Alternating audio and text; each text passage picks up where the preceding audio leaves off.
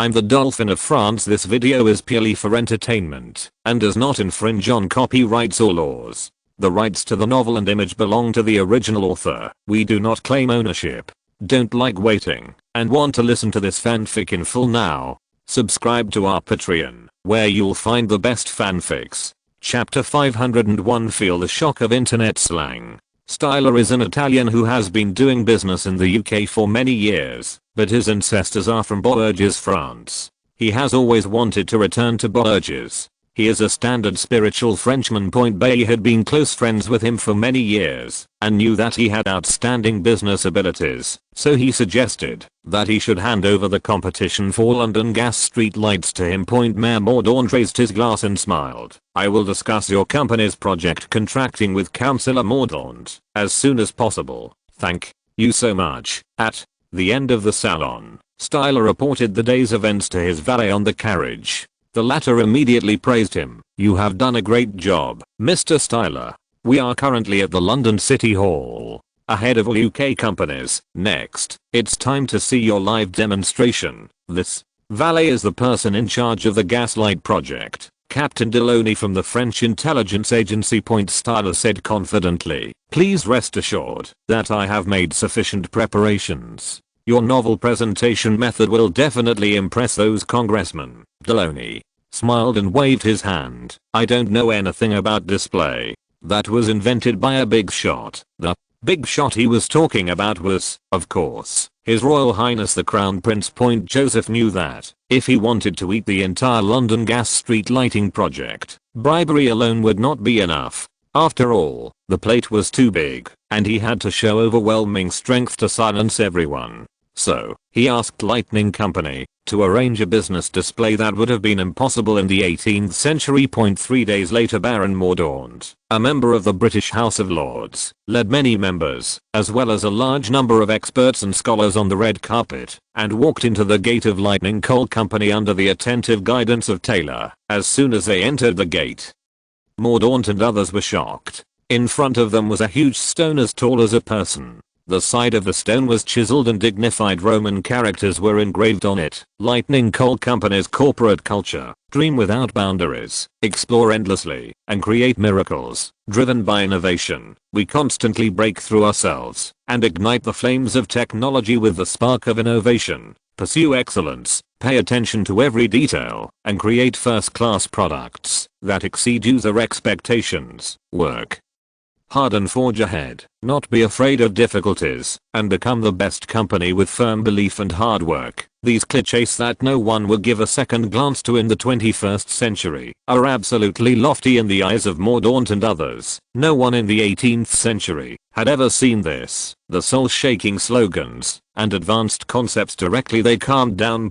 Later, Mordaunt motioned to the servants to put on shoe covers for the congressmen and others, and said apologetically, "Gentlemen, please forgive me, because the company has very precise instruments and must prevent the influence of dust, so shoe covers are necessary." Everyone followed him into the company and saw that the place was spotlessly clean. The walls were covered with various documents and charts. More than 300 employees were busy shuttling back and forth. From time to time, someone shouted, "Efficiency. Stay efficient at all times. David, the data I want must be submitted within 3 minutes. The accuracy can be improved. I only want the best products." The visiting congressmen were stunned for a moment. Styler led them into a very spacious hall, and in the middle of the room stood a cylindrical iron poke that was as tall as 2 people, glowing with metallic luster, and connected to a large number of pipes and instruments. Before Mordaunt could ask, Styler explained loudly, "Look, everyone, this is the latest coal distillation equipment developed by our company.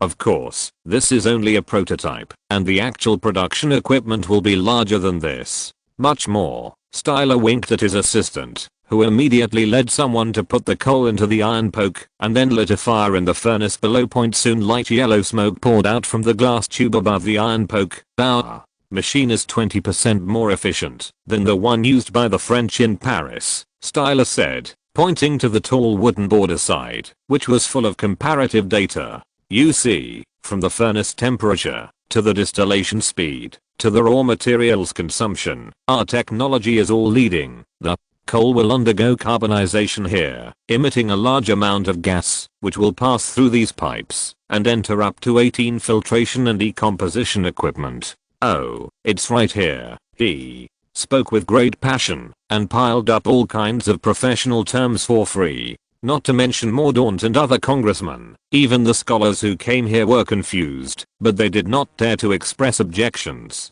After all, this is the most cutting-edge new technology, and it is normal for them not to understand it. In fact, even if they ask, Styler has a way to deal with it, and that is to pile you more professional terms and more technical data until the other party shuts up. Of course, this so-called distillation equipment prototype is just a model made of iron sheets, which is far from the real coal distillation technology that can be used.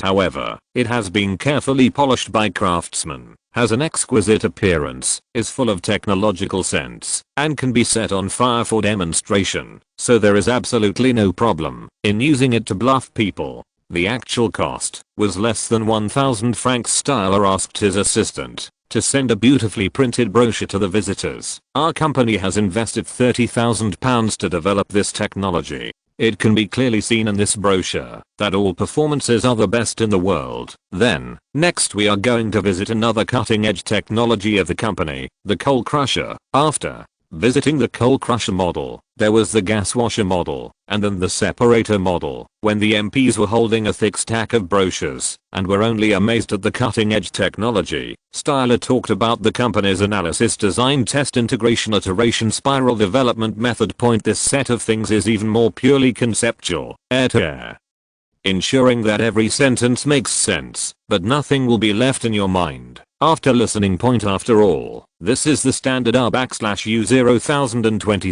model of later generations, which must make sense. But Joseph only needs to remove a few of the most critical nodes in it, and it will immediately become a book of heaven. Finally, Styler erected a colorful display board in the conference hall, passionately describing the company's future prospects for the gas street lamp project and the sustainable development plan. A few hours later, a group of British MPs and experts walked out of Lightning Coal with excitement, their minds filled with beautiful pictures and various novel terms, and they only felt that this company was the most technologically advanced and product excellent company in Europe. Mordaunt was certain that if Lightning Coal Company was allowed to undertake the gas lighting project in London, it would definitely create a city image that was more refined and brilliant than Paris, and he, who was leading this project, would also gain huge political benefits. He had even thought of a slogan for the propaganda, the father of London street lights. It would not be impossible for him to even make a bid for the position of Prime Minister at that time. Chapter 502. You have such high-speed machinery entering the UK. Remember the principle I gave. After the British MPs left, the R/U 1026D department of Lightning Coal Company instantly ended its busy state, and the technicians began to chat or drink tea. These more than 30 people were sent by the French intelligence agency. They memorized a lot of technical terms in advance to show off. The remaining workers were temporarily recruited locally. They usually cleaned the machines and moved files. They just needed to appear busy. A few days later, Senator Mordaunt shook his head and walked out of the workshop of Andrew Chemical Company in London, muttering quietly, "You don't even wear shoe covers. The machines here must not be sophisticated enough." The company manager sent him out with a flattering look on his face and asked carefully, "Baron, you see, our company's distillation equipment will be available by the end of the year. I hope you can let us undertake the production of coal gas." Mordaunt suddenly remembered the visit to Lightning Company before, and immediately said indifferently, "Excuse me, your company can't even align the granularity, let alone require the workers to open up the underlying logic and form a closed loop. I don't think you are suitable for this high-tech project." What did you say? Granularity? Open up what? The company manager was stunned. Mordaunt raised his head and smiled proudly. "These are all necessary for a successful company. I suggest you learn them well." Sitting in the carriage, he glanced at the mottled gate of Andrew Company and shook his head. During this period, Mordaunt inspected all the companies that were interested in participating in the gas street light project, and finally found that only Lightning Coal was the most outstanding. He had already decided to let them undertake the project. He even felt that even without the £10,000 of benefits from Lightning Coal Limited, he would still hand over the gas street light project to them. After that, the British Parliament discussed the gas street light project twice in a row, and Mordaunt and his faction always supported Lightning Coal Co. Limited to take charge of the project. However, there are always different factions in Parliament. After some members of Parliament proposed other plans, Mordaunt threw Lightning Co.'s promotional materials on their desks. Then, the voices against him disappeared. Judging from those exquisite brochures, Lightning Co. Limited was at least 10 years ahead of other competitors. On August 3rd, London City Hall signed a contract with the little-known Lightning Coal Co.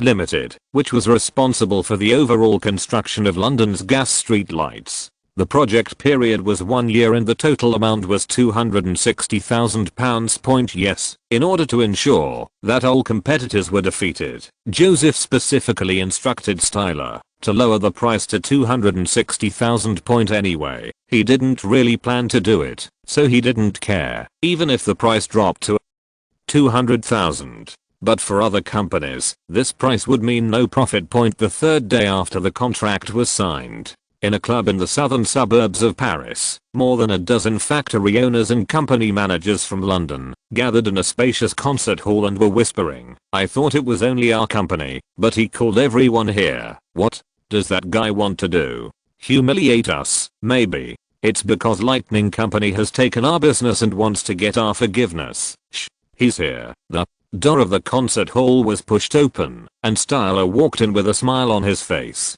He first greeted everyone one by one, and then stepped onto the stage and said loudly, "Gentlemen, I think you have heard that our Lightning Coal Company has just won the London Gas Street Lamp project." Someone said coldly, "You asked us to come, not just to show off." "Oh, you misunderstood." Styler waved his hand and said sincerely, "Our company will continue to develop in London in the future, and this requires dealing with everyone." The more than 10 people sitting there stared at him silently. They were all companies that had participated in the competition for the gas street lamp project before, and they naturally didn't look good when their business was taken away. Stella continued, "So, I want to share the benefits with everyone, so that you can also make money." Everyone was a little surprised when he said this. "What are you going to do? Subcontracting?" Stella said a word with a smile. "You see, for such a large project, there are many aspects that our company is not good at, such as making gas pipelines, excavation and landfill, and even the shell of the gas lamp. We need to buy new machines to produce it, so I want to divide these things among you. Oh, please rest assured, you will not suffer a loss in terms of price. This way, everyone will benefit equally. I hope everyone will support Lightning Coal Company in the future." Everyone was overjoyed when they heard this. They didn't expect that the cake that was snatched away could be returned. They immediately rushed to say, "Mr. Styler, our company can produce gas lamp shells. According to the plan, London will install 20,000 street lights. We have the best excavators at Sawyer Overhill Company and can be responsible for laying pipelines at a very low price. If you need to make gas pipelines, our company can help. You should have heard of our products." And Styler made a downward gesture and smiled. Okay, Lightning Coal is very sincere and will definitely subcontract to you as much as possible. He confirmed the subcontracting intention with several companies on the spot, and then returned to the stage and coughed lightly. "But everyone should know that this project involves a huge amount of money, and it is unknown when the down payment from the City Hall will be received, so the subcontracting content requires you to advance the funds for the time being." Everyone looked at each other and said that they could accept it. Although advance payment is something that no company is happy about, it has happened before. Moreover, the gas street lamp project is so large that, if it is missed because of unwillingness to advance payment, the loss will be too great. The following week, Lightning Coal signed subcontracting contracts with a large number of British companies, from excavating the road surface to coal depot construction, from manufacturing the shell of the retort to the lampshade of the street lamp. Almost all of them were accepted. At this time, If a company looked through the contracts in Stella's safe, it would find that more than half of the engineering volume in the gas street lamp project had been subcontracted, but the connection between all links was still in the hands of Lightning Coal. Joseph wanted not only to try to delay the London Gaslight project, but also to delay the British companies that were capable of doing this, to prevent the London City Hall from reluctantly cutting off the project when it found that something was wrong, and then investing money to set up a new business, India. Mysore. In the main hall of the Seringapatna Palace, Tipu Sultan looked coldly at the British negotiator Sir Sealy, and suddenly glanced at the Prime Minister of Hyderabad and said, "We can give up Vijayanagar, but it must belong to Hyderabad." Vijayanagar is the northernmost city of Mysore. It was occupied by the British Army half a year ago, and it is definitely impossible to take it back, but according to the instructions of Marquis Lafayette, he should try his best to win over the two British servants, Maratha and Hyderabad. Chapter 503 The Chancellor and the Poor. This is absolutely impossible. Cornwallis, the Governor General of India, shouted immediately, "Vijayanagar now belongs to the East India Company." The British spent a lot of money on this war and only occupied 2.5 provinces in the northwest of Mysore. At the same time, trade on the west coast of India was stagnant for more than half a year. They had already suffered a huge loss. How could they give up the spoils again? Tipu Sultan ignored him and just looked at Hyderabad Prime Minister Abuzam. "Are you just watching the people of Vijayanagar being ruled by infidels? Hyderabad and Mysore are both Islamic and even had an alliance decades ago." Abuzam also knew that Tipu was trying to divide himself and the British, but Hyderabad had lost more than 30,000 soldiers for the British in this war, and it was appropriate to receive compensation from Vijayanagar. He coughed lightly and said cautiously to Zilli, "Sir, if I can help you manage Vijayanagar, we can increase the tax by 30%. Your opinion is not needed here." Sealy interrupted him abruptly and knocked on the table. "Vijayanagar is not within the scope of negotiations." Tipu Sultan stood up immediately. "In that case, let's meet on the battlefield." In fact, he felt quite unsure when he said this. The British Army currently has an absolute advantage on the battlefield, and Seringapatam is already in danger.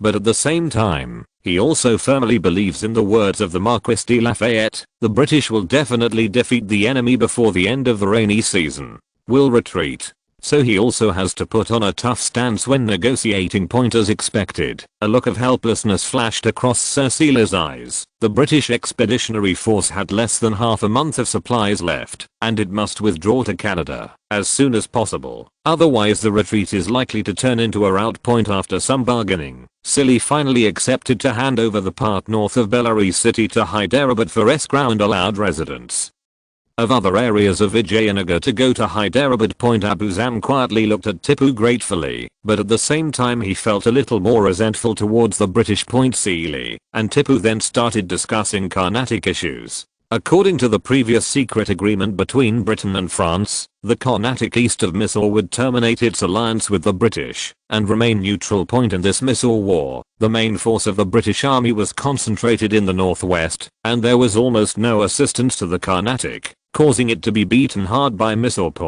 If Tipu Sultan had not followed Joseph's advice to shrink his defense forces, it is likely that all of southern Carnatic would have been undefended. So the Carnatic had no problem with ending the alliance. What use would a bossy man who only knew how to collect taxes but couldn't protect his allies use him? After the three parties negotiated the status of Carnatic, Tipu Sultan said to the Carnatic negotiation envoy, "There should not be a war between Mysore and Carnatic." He glanced at Cornwallis and Sealy standing aside and almost said, "It was all instigated by the British," and then said, "So I'm willing to return Tiruchirappalli to you." Tiruchirappalli was a southern Carnatic province that was captured by Mysore soon after the war began. According to the French suggestions, if Mysore wants to rule here, it will consume a lot of energy and will be hated by the Carnatic. It is better to return it in exchange for Carnatic gratitude. Pondicherry, France's last foothold in the Indian peninsula, is adjacent to Carnatic. If the latter is convenient, Mysore may be able to contact France secretly. The Carnatic envoy obviously did not expect to regain the lost territory and immediately saluted Tipu Sultan excitedly. On behalf of His Majesty the King, I would like to express my most sincere gratitude to you. After several days of bargaining, Britain and May signed an armistice agreement on October 2nd. Although Mysore lost the territory of nearly 3 provinces, its vitality was not harmed. You must know that in history, Tipu Sultan still dared to fight the Fourth Mysore War with the British, even after losing half of his territory, including selling Gabardin and Bangalore. Now that he still has strength, how could he not seek revenge from Britain once he finds the opportunity? On the other hand, the British seem to have defeated Mysore, gained some land, and maintained their dominance in the Indian peninsula. However, they invested huge military expenditures and failed to receive any war reparations. In addition, the British reason for launching this war was Mysore's annexation of Travancore. Now that the war has ceased, no one has mentioned Travancore again. The British can pretend to have amnesia about this, but all the states in India, big and small, see it. The overlord is still the same overlord, but it has lost its former glory. Outside Paris, more than a dozen bigwigs from the Tax Farmers Association, surrounded by servants and hounds, were chatting and laughing as they rode towards Fult's hunting ground. Hope smiled and said to the people around him, "You can probably imagine Brian's desperate expression when Mr. Charles said, due to business problems, the loan mentioned before may not be provided." A middle-aged man walking on the left had a look of pride on his face. "There are only 2 months left this year. How can our finance minister get 200 million francs? Another person laughed and said, "Soon, various government departments and governors will ask him for funding for next year. Only then will he experience the despair of hell." The middle-aged man looked at Hope. "Mr. Hope, then we will speed up the tax package negotiations." "No, on the contrary." Hope looked at the hunting fence in the distance. "Look, we are almost there. Brian is the one who is anxious now. We can make Viscount Berland sick or something. By mid-November, Brian may not even be in the mood to bargain, and we can even sign an agreement for the same amount as last year." Barali urged his horse to come over and said loudly, "I think the Chancellor of the Exchequer is no different from those poor people who borrow usury. Haha.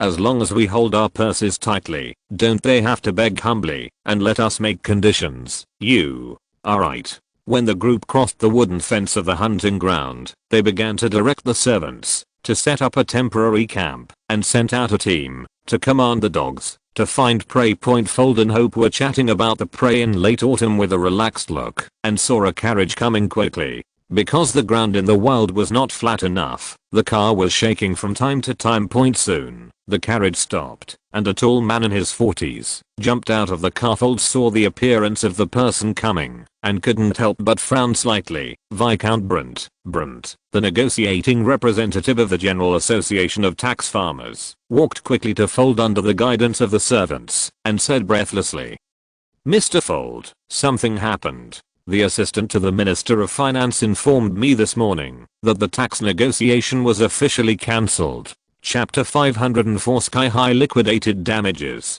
Fold was shocked when he heard this. Is Brian crazy? Is he planning to shut down the government? Hope frowned slightly and raised his hand to interrupt him. "Please calm down. Brian is probably bluffing. You often see this kind of people at vendors. They really want to buy, but they pretend to be in order to bargain. The way you walk. But could it be that Brian really got 200 million francs? Charles said nervously. "What should we do in that case? The assets in the hands of financial giants like them must not be left on their books, because many of them are entrusted to them by other investors, and most of them are long-term agreements. In other words, they have to pay interest to others at any time. If that money doesn't generate more profits, they will lose a lot of money." Bolor said disdainfully. "It is impossible for the government to raise so much money. I bet that Brian will come back to beg us again in 10 days at most. But what if the government really cancels the tax farming system? We must be prepared." Hope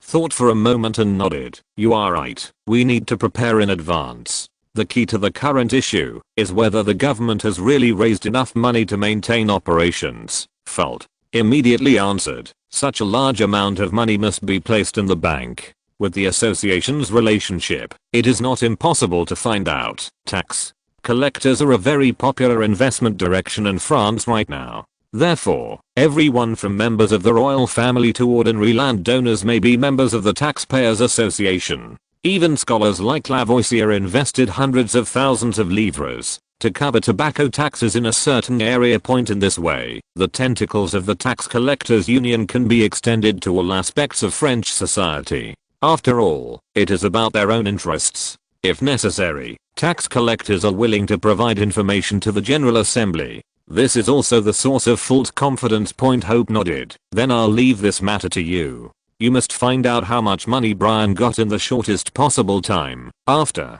hearing the news, all the predators in the hunting ground gathered around and discussed the tax package negotiations. They no longer had the leisure time of hunting and allowed the servants to run around with their hunting dogs. London Guildhall. The Mayor of London, Herbert, stared at the lightning coal manager who was standing in front of him with a gloomy face and said angrily, "It has been 2 full months. Except for the coal warehouse and office building, there is no installation of important equipment in the distillery. There's no progress at all." He is the direct person in charge of the London Gas Street lighting project. This project has a great impact on his future, so he has to check on the progress of the project every few days. However, 2 months have passed and all that can be seen are the massive pits dug for laying pipes in the streets of London and the useless buildings of the gas distillery. Styler had a bitter look on his face, and after a long while he muttered, "Mr. Mayor, the construction of the retort actually started last month, but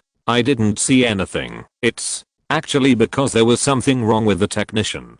Styler spread his hands. "Our chief technician, Mr. Hannes, eloped with his wife's sister at the beginning of this month and took all his family property. I heard that his investment in a shipping company failed and he owed several £1,000s. In order to avoid the debt, he ran to the United States. Some people said it was Brazil. I don't know the details. In the past, Hans was responsible for all the technical details of the retort. After he ran away, the progress of the project was inevitably affected." Before Herbert could get angry, he immediately added, "But don't worry, the technical drawings are still there. Once other technicians in the company are familiar with it, they can start construction immediately." Herbert took a deep breath and said, "I don't want to see any further delays in the construction period, otherwise I can only deduct your company's liquidated damages in accordance with the agreement." Yes, sir. I will try my best to get the time back." Styler said some nice words again, then turned and left. When he returned to his office, he just asked the servant to make a cup of tea, then took out the newspaper and read it comfortably. Yes, his job is to delay the project. This is just the beginning. Captain Deloney has already prepared a lot of excuses for him. First, the chief technical officer runs away to hide from debts. After that, the body was dug up at the company's construction site, and the police had taken care of it. It would take half a month to repeatedly investigate the site. Styler himself would become a suspect, and he would be proven innocent after being interrogated by the police for a month. Then several technicians made a bet that they must go for a winter swim in the Thames River, and they disappeared collectively. The company will organize a large number of people to salvage along the river, and it is not surprising that it will be busy for a month. Then Hans's wife found out that her husband had sneaked home to get the land deed, and she wanted to set fire to him in a rage, which ended up igniting the coal warehouse. In short, lightning coal will be plagued by all kinds of bad luck in the next year, almost always occupying the headlines of newspapers. Under such circumstances, even if the city hall is extremely dissatisfied, it can only be expressed in bitterness. Of course, liquidated damages for delaying the construction period will definitely be fined, and according to the contract signed with the London City Hall, the liquidated damages are extremely high. But does Styler care about liquidated damages? I don't care at all. Just deduct it from the project fee. £260,000 is enough to deduct it. He would even use the company's cash shortage as an excuse to demand that liquidated damages cannot be deducted from the down payment. At the same time, because Lightning Company has not committed a serious breach of contract, such as insufficient technical capabilities or malicious delays in construction, the London City council cannot terminate the contract, otherwise the liquidated damages will be as high as £100,000. And even if the London City Hall decides to cut off the strong man's arm, the subcontracting companies below will try their best to get him back. They had advanced a large amount of funds before, but Lightning Company hadn't paid them any yet. Southern suburbs of Paris Fuld looked at the giant tax collectors in front of him solemnly, and said in a low voice, "I have asked someone to investigate. I'm afraid the situation is a bit tricky." Immediately, someone asked anxiously, "What happened?" "My friends at the bank have confirmed that more than 100 million francs have been transferred into the government's financial accounts in the past 3 months. Moreover, they continue to be transferred at a rate of 10 million francs per week. At this rate, it will reach 200 million francs in early December." Everyone was immediately shocked. Where did Brian get the money? This is impossible. Is the news accurate? Could it be? Fuld shook his head sadly. "Several of my friends at the French Reserve Bank have verified it separately, and the accounts are clear. In addition, funds have gradually arrived in the accounts of many provinces." Chapter 505 The Counterattack of the General Association of Tax Farmers. The room was silent for several seconds before Charles looked up at Fuld and said, "It seems that the government is going to forcibly cancel the tax farming system. Then, what should we do? If the French government really raises 200 million francs, it can maintain fiscal expenditures for half a year, and during this period, taxes will continue to be collected, thus forming a virtuous circle point in this case. The government does not have to look at the face of the General Association of Tax Farmers at all, and tax reform can be completed with just a decree from the cabinet." An old man on the left side of the table shook his head, as if whispering to himself, "The French government is carrying out such a big reform. Even if there are 200 million francs, the funds will still be tight. We should perhaps negotiate with Brian as soon as possible and provide him with a loan to strive for a higher interest rate. We must not give up just like that." Hope immediately interrupted him loudly and looked around at everyone and said, "Loans from the government can only get slightly higher interest than national debts. Are you willing to only do such a small business?" Exclamation mark. All the tax farmers showed reluctance. Although their apparent profit from tax farming was only 16% minus 20%, they actually had many hidden benefits. For example, they took advantage of the convenience of collecting tobacco and salt taxes to sell fake cigarettes and inferior salt. They took advantage of the difference in local tax rates between different provinces to conduct a certain degree of trade control, etc. Counting these incomes, their return on investment will exceed 25%. If the rate of return is reduced to a single-digit percentage, it would be more painful than killing their entire family. Baron Moral gritted his teeth and said, "Damn the French government. This is a business that my family has run for generations. If they don't let me farm taxes, I would rather invest my money in the UK. It is said that London's gas lighting projects have a 15% return." His words immediately attracted a round of echoes. "That's right. I also want to move my business out of France. We must unite and not succumb to the French government. The Dutch stock market is not bad either. I've wanted to try it there for a long time." Hope raised his hand to signal everyone to be quiet, as if to summarize the matter. "Let Viscount Berland try again and increase the tax package to 540 million francs. If it still doesn't work, we will leave France. These tycoons have never had a motherland. They can only suck blood from different countries. If they can control the economic lifeline of a country, they can enjoy wealth forever." For example, Wallenberg, who controlled Sweden, and the Sassoon family, who controlled the Eastern Ottoman Empire, are the best among them. They also include Rothschild, Morgan, and others who came later at this time. Boral stood up and said disdainfully, after talking for a long time, "You just can't do anything about the government and are ready to escape." Seeing everyone looking at him, he immediately showed a fierce look on his face. "We have a lot of funds, relationships, and means. Why don't we let those who dare to challenge us fall into fear? We can definitely show the French government a little bit of power." Moral saw this, and a sly look flashed in his eyes. He immediately said in admiration, "You are right. We have to show our strength. You are the best in this regard." We are counting on you, Borrell said proudly. Humph, just wait and see. When the meeting was about to end, the British banker Goldmid hesitated again and again, and finally looked at Hope and carefully suggested, Mr. Hope, in fact, we have a very useful weapon. At least we can let the French government share some of the tax benefits with us. Oh, what do you mean, tax documents? He only said 2 words, and Hope fell into deep thought for a moment, and then nodded slowly. You are right. The French government has not collected taxes for more than a century. Without our information, they can't even determine how much tax to collect from those cunning businessmen. Goldmid nodded. We can also teach factory owners and businessmen to lie. For example, let them say that they pay quarterly or half-yearly taxes, or reach a tax reduction agreement with the previous tax collector. Without our registration documents, the new tax collector will fall into endless arguments and quibbling.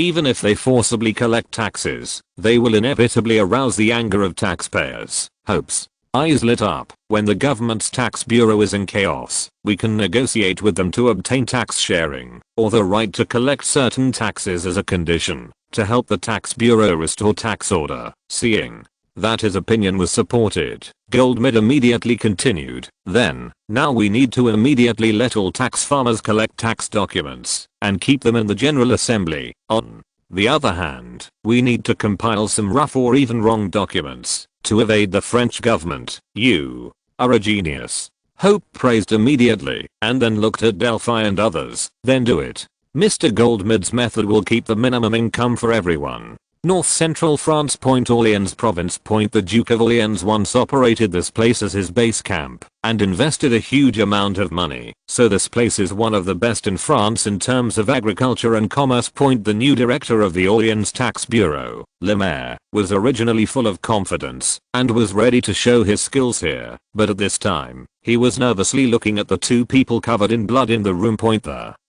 2 people were Vincent, his tax inspector, and Vincent's assistant. The doctor instructed the servants to carry the injured onto the stretcher, and after a rough examination, he introduced the situation to the police who came. The taller gentleman had a broken left arm, and the other one was slightly less injured, but they were obviously beaten with blunt objects. The good news is that they should not be in danger of life. Now I have to help them with further treatment. These bastards, Le Maire said, gritting his teeth as he looked at his unconscious subordinates. They actually dared to attack officials. The policeman next to him immediately looked at him and said, Director, do you have any clues about the murderer? Le Maire nodded. On the 3rd day, after we arrived in Orléans, we received a threatening letter. They threatened us to resign immediately, otherwise they would make us regret it. We didn't care at the time, just thinking that someone was playing a prank. Unexpectedly, Francois and Garcia in the bureau were attacked from behind on the street the day before yesterday.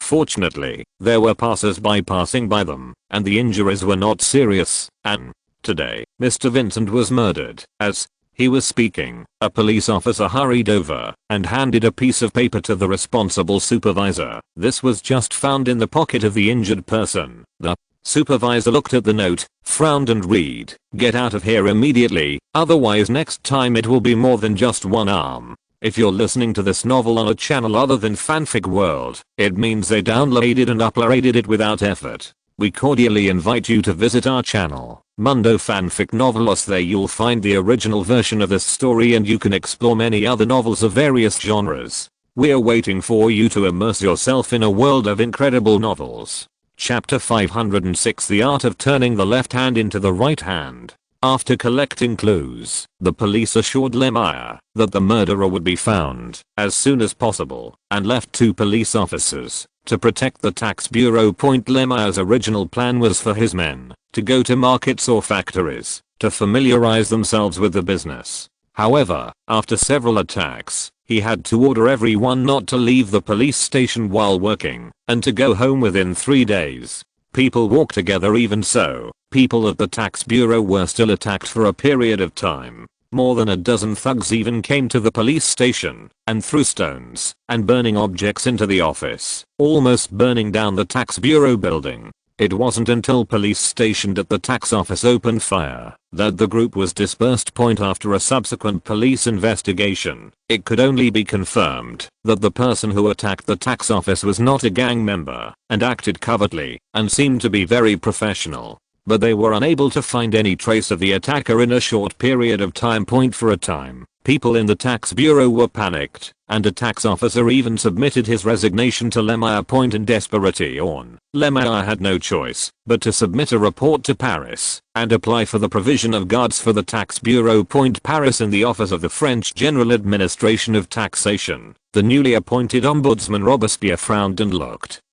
at the mountains of reports on the table, his face as hen. These reports are basically from tax bureaus in various places reporting attacks. Just in the past 10 days, 2 tax officials have been killed, and more than 40 people have been injured. Although the police system is trying its best to track down the murderer, only 3 or 4 people have been caught so far, and the situation is very bad. Most of the heads of the tax bureau asked for more security guards, and some directly asked to resign. Robespierre knew very well that the funds from the tax bureau were insufficient to provide compensation for the injured, and it was impossible to equip him with any escorts. He suddenly felt that he was under a mountain of tremendous pressure. Count Fulco, the director of the tax bureau, mainly managed tax matters, and he was responsible for all other situations. Once this matter is not handled well, it will affect the tax revenue of the entire country. He thought for a long time and first wrote an impassioned speech to boost morale and at least reduce the number of tax officials resigning.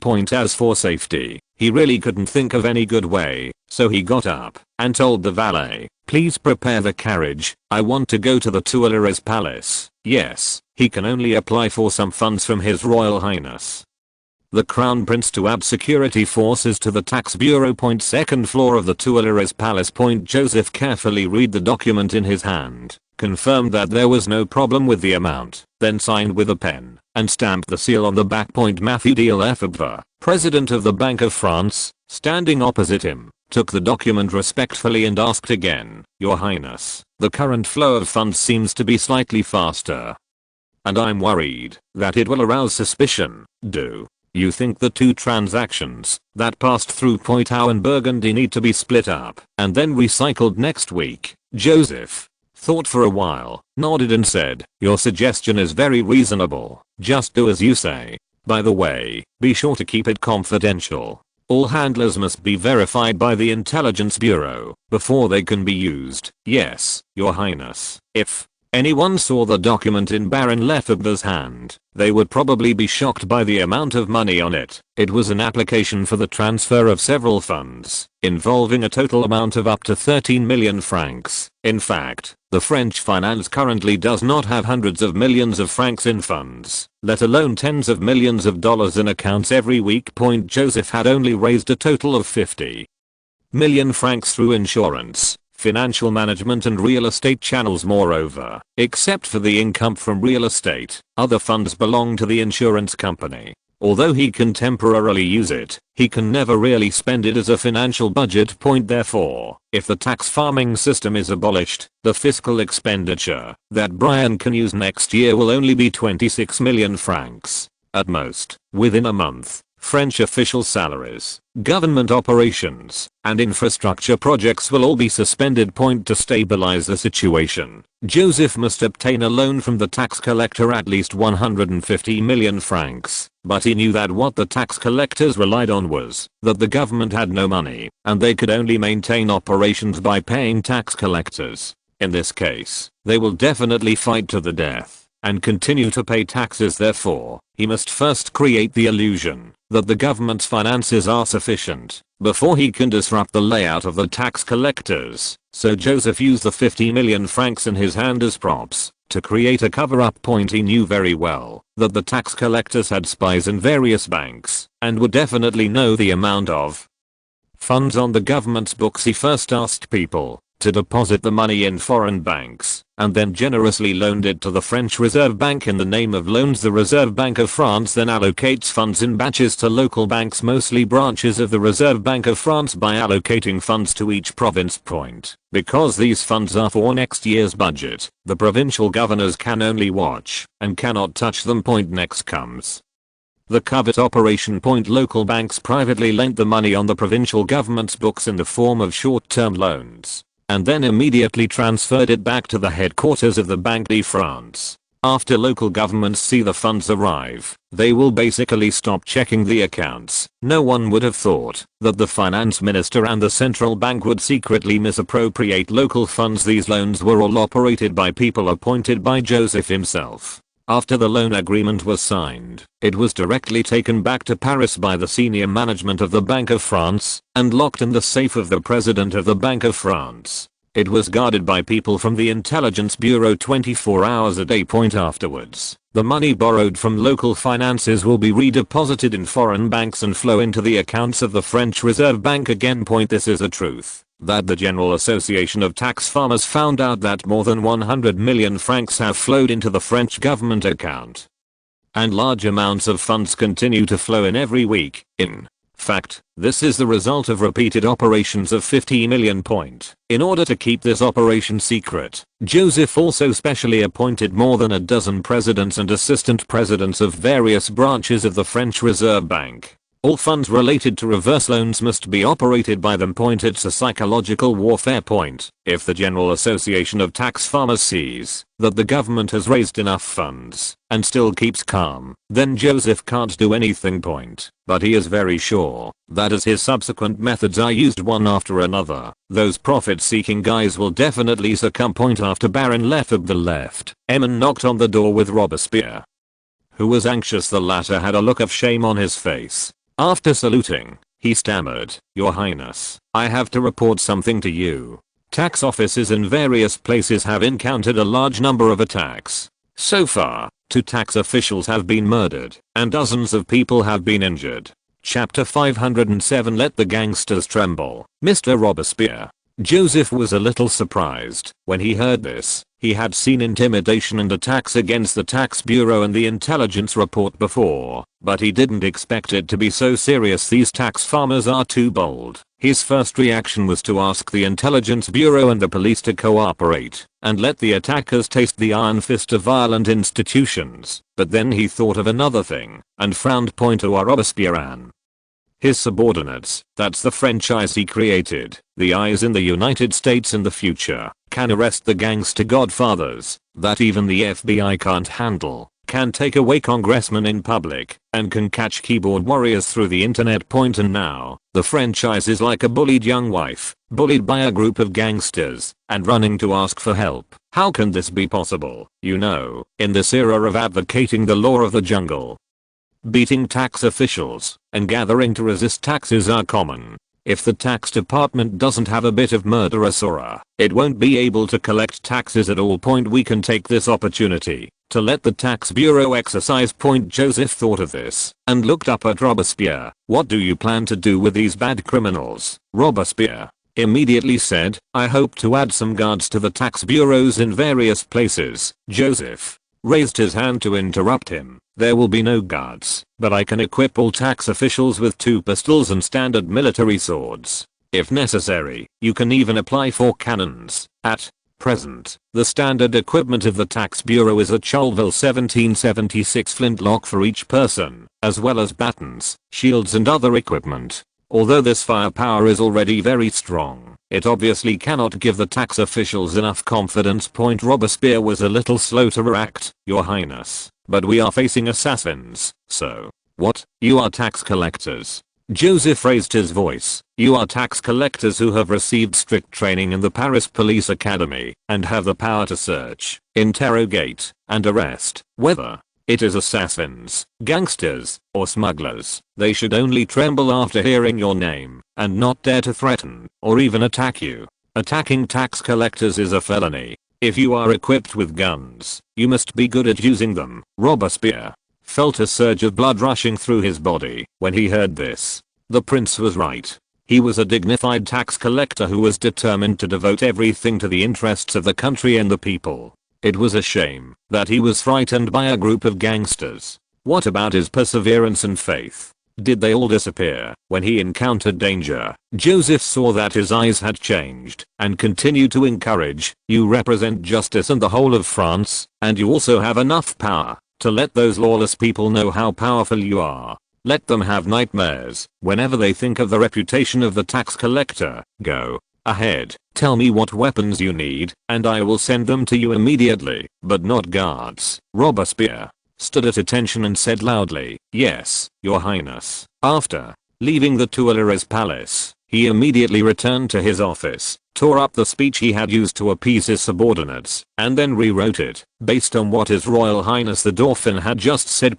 Not long after Robespierre left, Brian came to Joseph's office and saluted excitedly, saying, "Your Highness, just now Berland came to me with the drafted agreement, saying that he would increase the tax collection fee to 540 million francs and give up some trade-related taxes. It can be signed immediately. But I drove him away as you ordered." Joseph smiled when he heard this. The tax farmers are always using both soft and hard tactics. They are intimidating the government's tax collectors on the one hand, and offering a generous tax collection fee agreement on the other. However, judging from their actions, his empty account method has obviously produced results, and the confidence of the tax farmers in controlling the government by relying on the tax revenue has begun to collapse. Then the next step of the operation of dividing the tax farmers can be implemented. He gave Brian some instructions, and then summoned Fouch to ask the intelligence bureau to investigate the forces behind the people who attacked the tax bureau. Most of these attackers were sent by the tax farmers.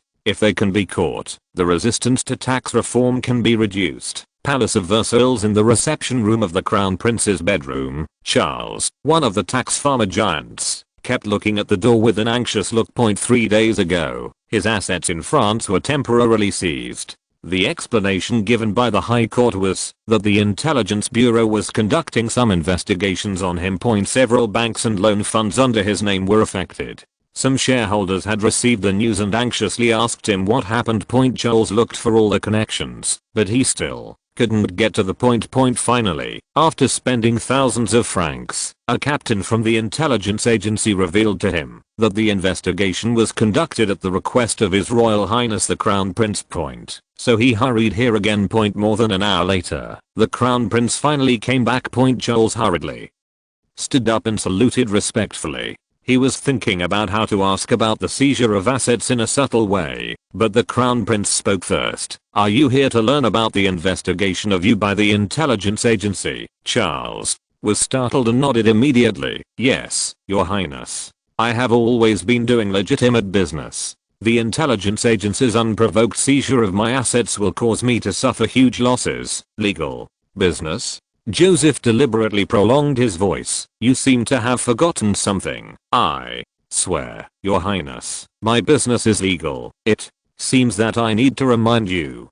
Joseph's face sank. "You have been supporting the rebels in the southern Netherlands for a long time, and you have never stopped during the war between our army and the rebels." Charles was immediately shocked. France had declared war on the rebels in the southern Netherlands. According to what the Crown Prince said, that was a serious crime of aiding the enemy.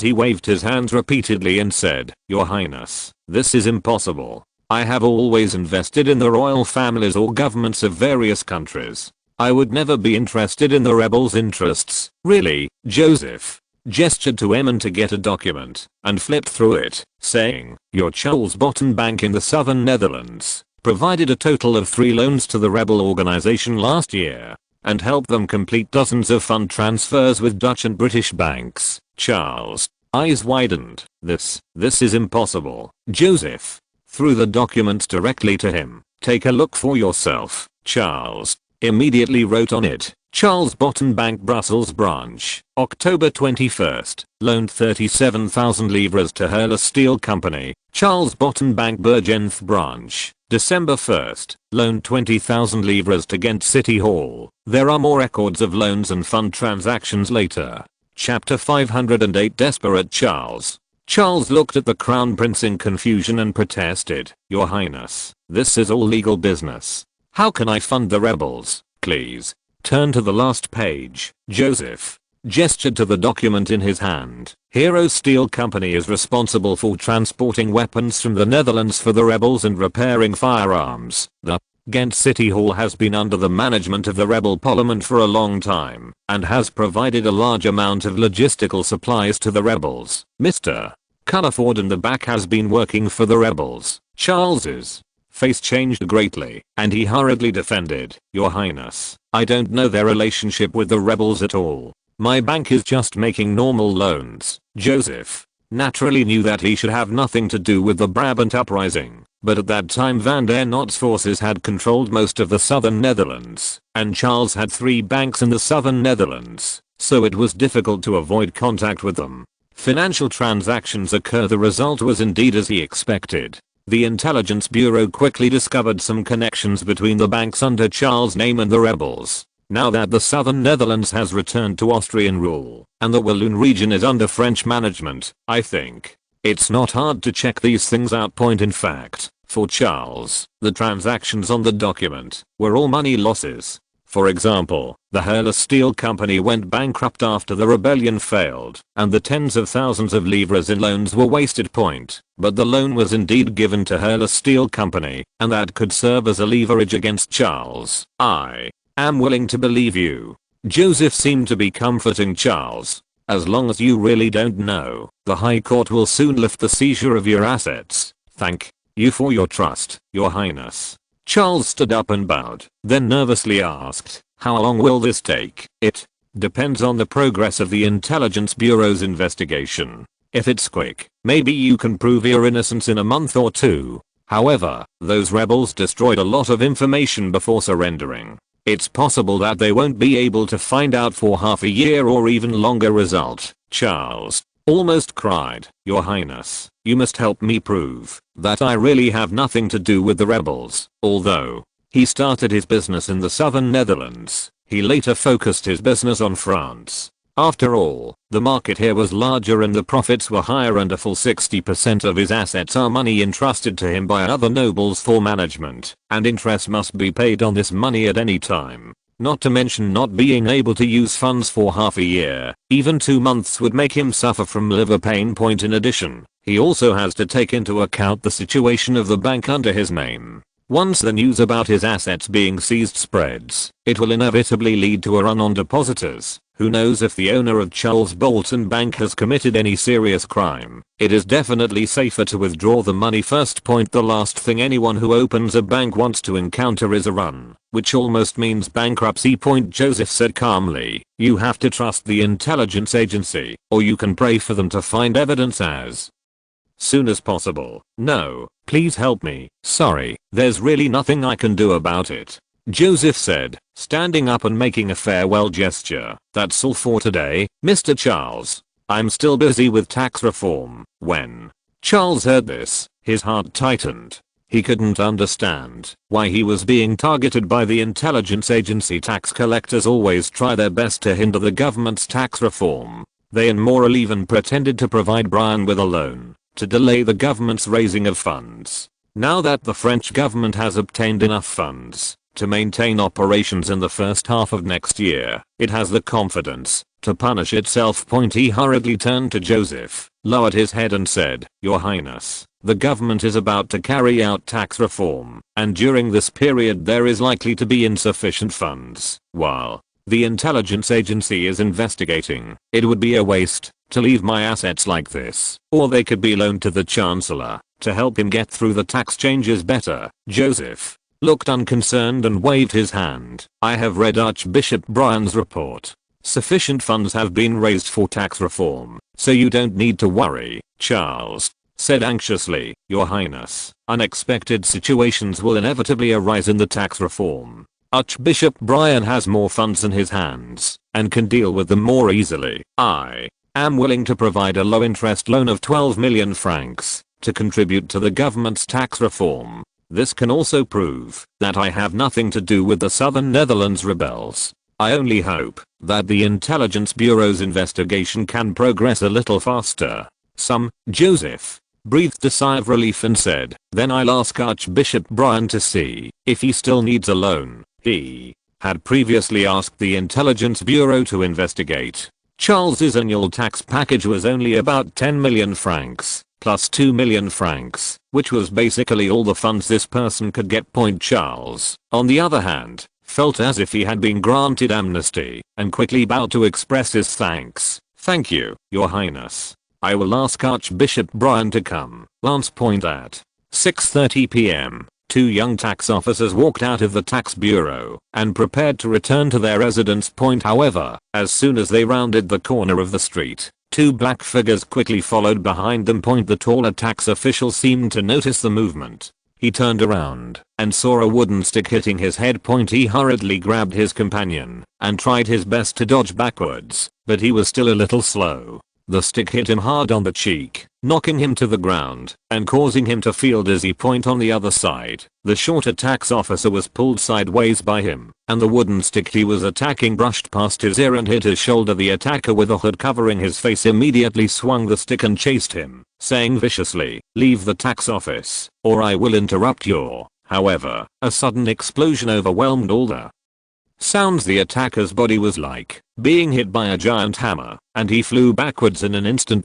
The other attacker was about to continue beating the tall tax officer, but was also startled by the loud noise. He turned around and saw his accomplice's chest was bloody, and he was lying on the ground motionless. It was obvious that he was shot. He then saw the pistol in the short tax officer's hand, and was so scared that he threw away the stick, turned around and ran, with a trembling voice in his throat. You killed him." The tax officer, injured the pain in his shoulder, threw away the empty pistol, and then pulled out another one from his right waist, flipped the safety, pulled the flint clip, aimed at the fleeing attacker, and pulled the trigger. There was another roar, and the hooded man who was fleeing had blood on his back. He fell forward suddenly, his eyes full of disbelief. He just hit him with a club, but the man actually shot directly. The short tax officer lowered the muzzle of the gun and said coldly, "According to the law, those who attack tax officers can be shot on the spot."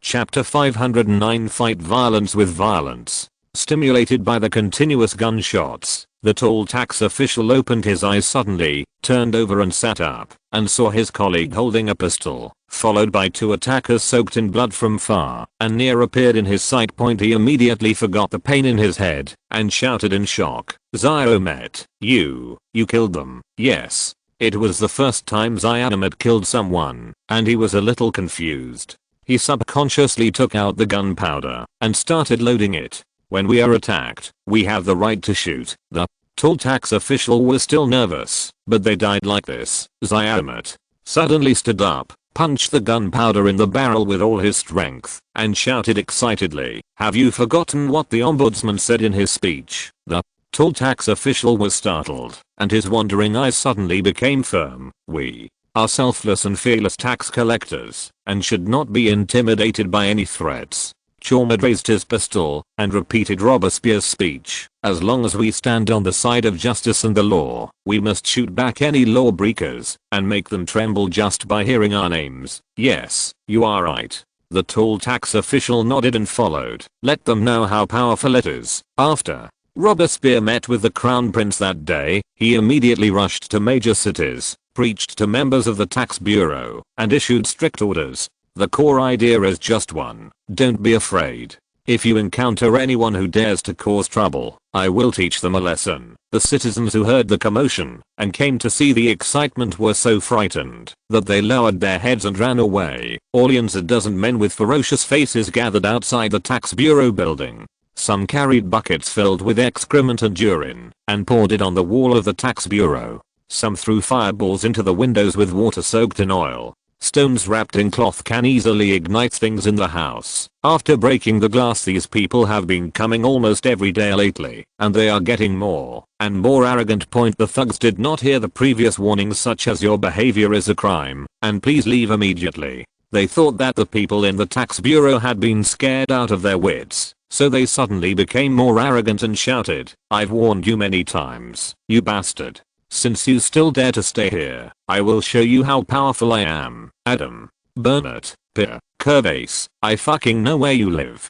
If you don't want to die, get out of Orleans. You pigs haven't resigned yet? Are you tired of living? At this moment, 10 tax officials in black uniforms trotted out from the side door of the building. Under the surprised gaze of the thugs, they stood 30 steps away from them, and then all took off their flintlock rifles behind them. A group of thugs immediately became angry and said, "What are you doing? We are just protesting. Don't try to scare us." However, what responded to them was the command of the director of the tax bureau, le maire. Prepare aim. A few thugs had fear on their faces and were about to turn around and run away, but more of them were betting that the other side was just scaring them and instead threw the burning ball at the tax collector, shooting. As le maire shouted, 10 chulvils spit out flames at the same time, and 3 thugs had blood spurting from their bodies and fell to the ground. Only then did the other thugs react and scream in horror, "They are going to kill us, run!" Quickly, le maire raised his sword and pointed forward with a sullen face, shouting, "These felons who have repeatedly attacked the tax bureau must be arrested. Anyone who escapes or resists will be shot to death." "Yes, sir." The tax collectors' queue responded in unison. After rushing forward for a short distance, they all drew their pistols and shouted, "Everyone lie on the ground. Don't run." Then, gunshots rang out, and 2 more thugs were shot and fell to the ground. 2 other people were shot in the arm. Their wails suddenly echoed in the alley. Without hesitation, the tax collector pulled out another loaded gun and fired again. No one dared to run anymore. They hurriedly lay on the ground, looking at the fresh corpses next to them. They were all trembling with fear, and their livers and gallbladders were about to burst. At the same time, due to lack of manpower, the tax bureau in Bourges directly used bombs to kill the thugs. Sharon's assistant to the tax director, Manasseh, chased the attackers into his den, killed 3 of his accomplices, and arrested 1. The Picardy Revenue Department did apply for cannons from the military, but before they could be used, the mob surrendered. After Robespierre gave a speech across the country, the attackers who targeted the tax bureau were all attacked head-on, and the previous arrogance was instantly suppressed. This is not because the tax officers are so powerful. After all, they have only conducted military training for a few months, mainly due to Robespierre's excellent speaking ability, coupled with his group of Jacobin tax officials. It immediately inspired the latter's enthusiasm for justice and law. Coupled with the weapons and equipment that surpassed the regular army infantry, it was natural to sweep away those thugs. Paris Ballor, the tycoon of the Tax Owners Association, couldn't help but break into a cold sweat when he listened to the butler's report. In the past 10 days, 37 of his men who were sent to threaten government tax bureau officials have been killed, and more than 70 people have been arrested. His family was engaged in smuggling business in the early years, and later they turned to the field of usury and tax farming after making money. So there are many desperate people under his command. This is also the confidence that he dared to let the tax officials know how powerful he was, but he didn't expect that those guys under his command, who were not afraid of even the anti-smuggling police, were killed like dogs by a group of tax officials. He didn't know that in history, it was Robespierre and the Jacobins who slaughtered tax farmers and smuggling tycoons like him. Ballor felt regretful in his heart. These men were all elites cultivated by his family for a long time. They were not only bold and fierce, but also loyal and reliable. This time, in order to intimidate the tax officials, hundreds of people were lost at once, which was a huge loss. In the future, the family's smuggling business will basically be in a state of shortage. And as the housekeeper said just now, the tax bureau was not only not scared, but also because of the large number of arrests and killings of attackers, morale was high and prestige increased. It was as if you sent people to help the government tax department increase cohesion. The butler glanced at Ballor's expression and said cautiously, "Master, our people need a total of 620,000 francs in compensation. You see, those men who were beaten to death or imprisoned need him to pay for the aftermath. Just follow the previous rules." Ballor waved his hand unhappily and asked, "By the way, have Anil and Luzaide made arrangements?" Chapter 510 Multiple Fronts. The people mentioned by Ballor are his black gloves. They were responsible for contacting the subordinates in threatening the tax officials this time. Therefore, as long as they are arranged well, the police will never find Bore or point. The housekeeper immediately bowed and said, "Please rest assured, sir. They left France the day before yesterday." On the other side, Joseph looked at the report sent by the tax bureau on the recent arrests and killings of criminals involved in the attack, and a satisfied smile appeared on his face. This is a bit like the franchise. He thought about it and asked Emin to call the editor-in-chief of Paris Business Daily, Denico. This time the tax bureau made such a big fuss, and it must be used well. On the one hand, it is to publicize the deeds of the tax officials who bravely defeated the thugs without fear of intimidation and threats, in order to have a better tax environment in France. This can establish the heroic image of the tax bureau, to gain the support of the people, and it can also deter some people who want to evade taxes. On the other hand, it can be used as an opportunity to publicize the benefits of abolishing the tax farming system for ordinary people. Once something goes wrong during the taxation mode switch in the future, the whole French society can be more inclusive. After Emin left, Joseph wrote a commendation order, focusing on commending outstanding individuals or groups such as Chaumet, who killed the attacker for the first time, and the Orleans Tax Bureau, which quickly cleared the gang of thugs. He was telling the tax officials that being ruthless and courageous would be rewarded. More than an hour later, Denico, the official mouthpiece of the French government, came to the second floor of the Tuileries Palace. Joseph first instructed Denico to publicize the tax officials and the abolition of the tax farming system, and then handed him the information of the banker Charles and a copy of the 12 million franc loan agreement that the latter had just signed with Brian. The editor-in-chief was a little puzzled and asked, "Your Highness, what are these used for? Please arrange for a reporter to interview Mr. Charles as soon as possible."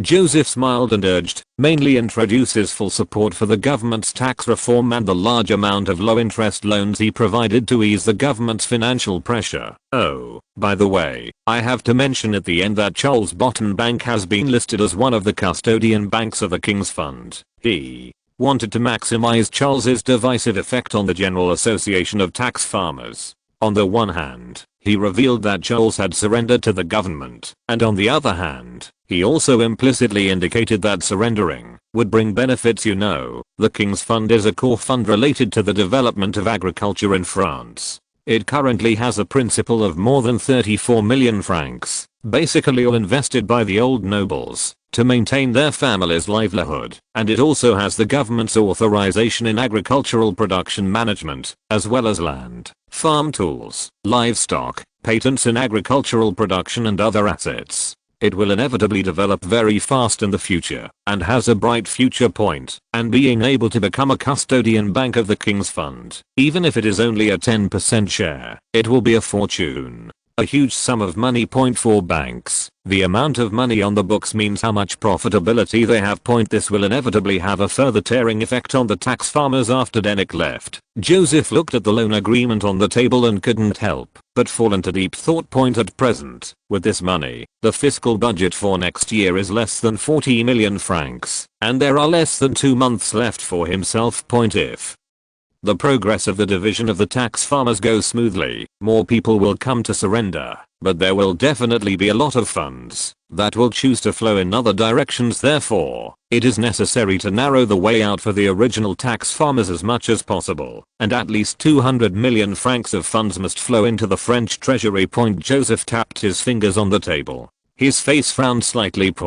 If the government wants to control capital, it actually has many means. In extreme cases, it can even directly issue a decree that the capital of a certain bank is not allowed to flow out of France. As a capital party, there is no resistance. However, if the means are too rough and the eating is too ugly, it will only scare away other capital and even destroy the normal investment environment in the country. After all, a government that dares to take action against private property at any time must be a role that all investors avoid. The kind of thing where His Majesty the King stamps his seal and the army is dispatched to raid the tycoon's house can only appear in the plot of novels, just like his previous threat against Charles. It was also a coincidence. The latter happened to be a tycoon in the southern Netherlands and had nothing to do with the Brabant uprising. it is difficult to sever the relationship, and the High Court procedure can be carried out openly, so it can be used point in this case. Other investors will only think that it is a special case and has absolutely nothing to do with them, so it will not cause panic point. Even so, Joseph can only threaten Charles to temporarily freeze his assets. If there is a bigger move, it will still make other capitals afraid. Point at present, the other giants of the Tax Farmers Association have no handles for him, so he must find a reasonable and legal way that will not cause shocks in the capital market. Point. Joseph rubbed his eyebrows tiredly. It seems that he can only use the excuse of banking industry rectification to delay time, but even this little delay can make many capitals choose the French government. Point. Because even if it is delayed for only 1 month, if the funds are too large, huge losses will occur, and many investments must be finalized at the end of the year, which gives him a little advantage. Point. If it is not possible to raise enough funds for the operation of the fiscal system next year by the end of the year, then the only way is to raise interest rates significantly to attract these cheebles, or to raise funds from the Royal Insurance Company. Point. However, even if the interest rate is raised to about 18%, it is much less than what the tax farmers ate before. Point. In the Villa of Fold, the head of the French Tax Farmers Association, more than a dozen giants of the association sat on both sides of the conference table, all with solemn expressions. Fold clasped his hands and said in a low voice, "Everyone should have heard that Charles betrayed us," and bowed to the government. Baron Morel said, "I heard from Mr. Charles that he was involved in the case of the Southern Netherlands rebels and had to do this." Charles did not attend this meeting at all, so this became the only speech to defend him. Point. Everyone showed disdain and refuted Morel one after another. An old man sneered, "He got a share of the king's fund. Is it because he has something to do with the rebels? He has always been timid. It's not surprising that he would turn to the government." That's right. I heard that his 12 million funds received 14% interest from Brian, which is not bad if it can't include taxes. If Charles heard this, he would probably cry. His money only had an interest of 4.5%, which was almost like giving it to the government for nothing. Chapter 511. Collect hot money first. Yes, after Charles's 12 million franc loan was received, the High Court lifted the investigation ban on Charles Bolton Bank. Point. From the perspective of others, this was just an ordinary investigation that lasted for 7 or 8 days. Banks in this era often engaged in illegal operations, and it was normal for them to be sued and investigated, but no one knew that Charles almost lost half of his net worth. Because of this, Fold signaled everyone to be quiet and continued, "Currently, the government has met the conditions to abolish the tax package system. However, we have not completely failed." He looked at the British banker standing aside. "Next, we will implement Mr. Goldmead's suggestion and use tax documents as leverage to try to cover the salt tax, alcohol tax, tobacco tax and market tax. The things he mentioned are basically the most profitable taxes. Although the tax amount of the market tax is not high, it makes it easier to sell some shady things in the name of the taxpayer." Hope immediately nodded in agreement. "You are right. As long as we all advance and retreat together, the government will be able to outsource these taxes to us. So, now it's time to get as many tax documents as possible together here at the Federation." He then looked at the middle-aged man with burn marks on his face. "Mr. Lafayette, the tax documents that Charles was previously responsible for will be sorted out by you." "Okay, Mr. Hope." Under the encouragement of Fold and Hope, everyone suddenly felt that there was still work to be done in the tax farming business next year, so they swept away their previous dejection and began to talk about how to distribute the limited tax farming shares. Unlike the confident tax collectors, thousands of other low-level tax collectors in France, especially those who only have tens or even thousands of funds and rely on raising funds to obtain tax rights, are in panic and confusion. In anxiety. Point. Because the tax collectors have repeatedly assured them that they can negotiate with the government and continue to pay taxes next year, so they have been holding the money in their hands. preparing to pay the tax package after the tax package agreement is negotiated. However, the news that Charles suddenly publicly declared his support for tax reform and loaned all his tax money to the French government caused an uproar. The actions of this Federation boss clearly indicate that the government's decision to abolish the tax farming system is irreversible. Those small tax collectors basically have no investment experience. In the past, they habitually put their money in the tax package and received returns every year. Now that there is a sudden talk of tax reform, they are suddenly panicked. But no one told them that the General Assembly is preparing to use tax documents to fight this matter. Even most people at Lavoisier's level, that is, dozens of even independent tax collectors with tens of millions of dollars, don't know about it. After all, the more people who know, the harder it is to keep it secret. Seeing that the end of the year is approaching, the association has not yet notified the amount of this year's tax package agreement, so the small tax collectors have begun to look for a way out. In fact, the only options left for them are to buy government bonds, deposit in banks, or buy land. But these are much lower than the benefits of tax packages. Especially when buying land, you may not be able to choose a suitable land for a while. After buying it, you have to manage it yourself, otherwise you may even lose money. Sylvie Fernand was one such tax collector. In fact, his main business is running a glass shop, and he can only invest 7,000 francs every year, including taxes. At this time, he and 7 or 8 partners, who collected a quarter of the city's business tax, were gathering in a cafe in the west of the city to discuss plans for next year. I think the only option is to buy treasury bonds. I heard that the interest rate on treasury bonds will be lower next year. It will be more cost effective to buy before the end of the year. Someone immediately shook his head. The interest rate on government bonds is too low, unless you buy one with a maturity of more than 10 years. But if you need money urgently during this period, Fino sighed, it would be great if I could buy an industrial development fund. I heard that the return this year can reach 13%. The partner next to him looked depressed. It's a pity that the industrial development fund no longer accepts small subscriptions. We can't raise 200,000 francs. It would be great if we bought it when the subscription was opened last year. At that time, it was 1,000 francs. Just buy it. Those big guys from the Federation are really killing us. Someone complained.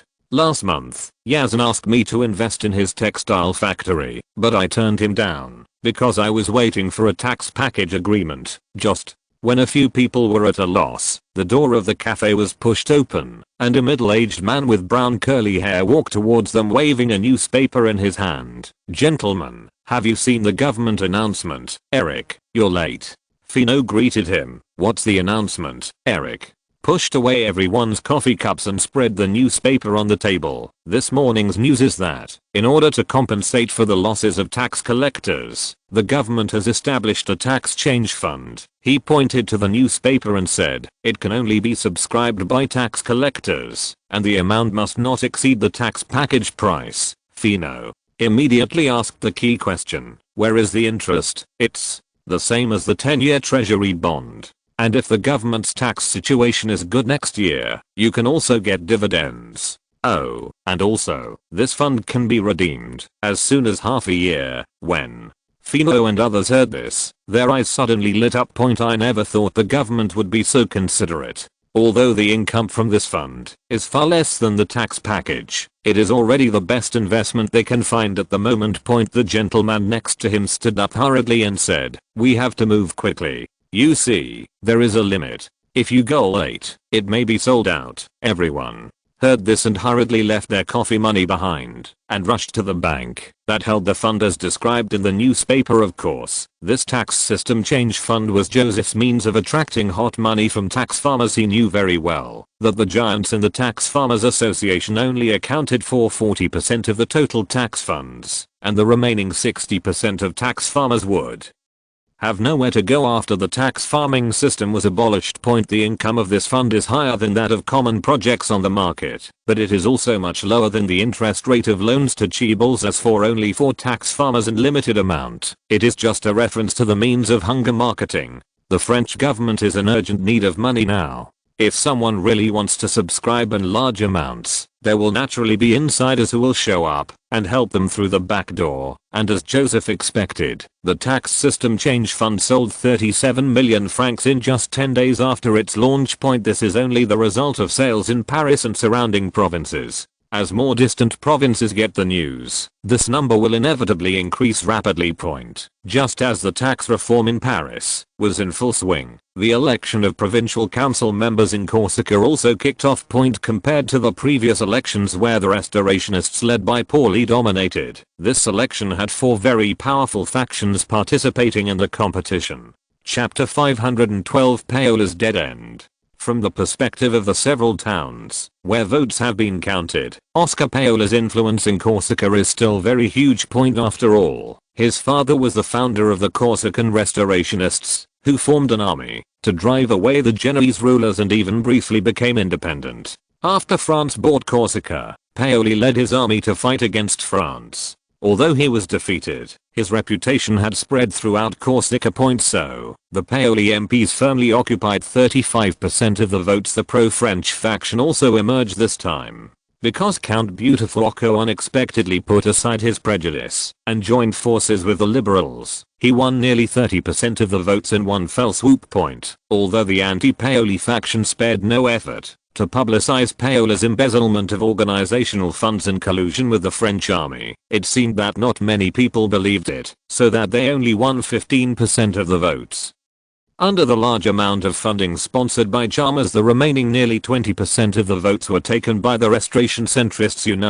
If the restorationists remain as united as before, they will probably get more than 70% of the seats in parliament, thus meeting the legislative seat requirement. But now, they are fighting each other. No one even cares about the pro-French faction. Southwest Corsica. On the hillside outside the village of Nonza, 2 sturdy men are observing the village in the valley with binoculars. The dark-skinned man on the left nodded continuously. Agosta did a good job. The fire starter was very concealed. He put down the telescope and said to the young man beside him, "Okay, Filippo, let's go back to town first, and we will officially take action tomorrow night. Oh, you probably heard the news. The situation of this election is not very ideal." The latter nodded. It seems that those loyal to Mr. Paulie only got slightly more than 1/3 of the votes. Those betrayers really deserve to go to hell. Yes, so we must complete this mission. That will at least let Alec and others return to Mr. Paula's banner. Yes, sir. Filippo gritted his teeth and nodded with difficulty. "I will definitely not let you down, Nongza." Village is a famous base for restoration members. There are more than 30 soldiers from Nongza in the National Guard, so it is very difficult to find someone willing to come here to light the fire. It was only after repeated persuasion that Paula's nephew Ciceri allowed his 3 guards to reluctantly accept this task. And Filippo was the one responsible for lighting the fire.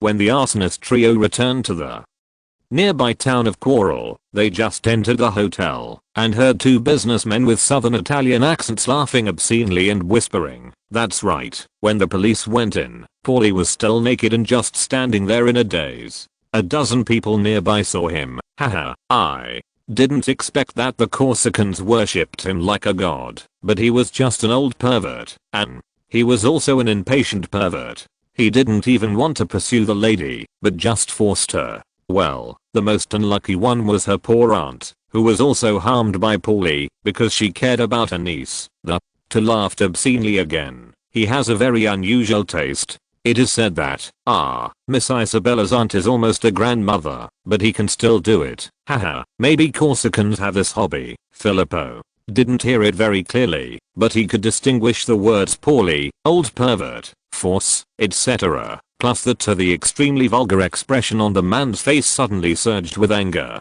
He rushed over and grabbed one of the men by the collar, shouting, "How dare you insult Mr. Paulie, Agosta?" Also pushed another businessman hard. "You will pay for what you said just now." The 2 businessmen were shocked and hurriedly explained, "What are you doing? I didn't say anything nonsense." "Oh, there is news in the London Gazette. Yes, that Paulie has been arrested for rape.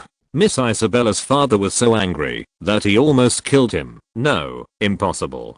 Filippo has been a fan of Paulie since he was a child." He immediately roared and wanted to beat them. "You are not allowed to slander Mr. Paulie." "Wait. The older businessman hugged his head and pointed to his suitcase. "There is a copy of the Times. I remember that this matter was also reprinted. You can see it yourself." Filippo was stunned, threw him aside, turned around and opened the suitcase, and soon found a copy of the Times. It was last week's newspaper, and the second page had a huge headline: "Corsican political leader arrested for rape."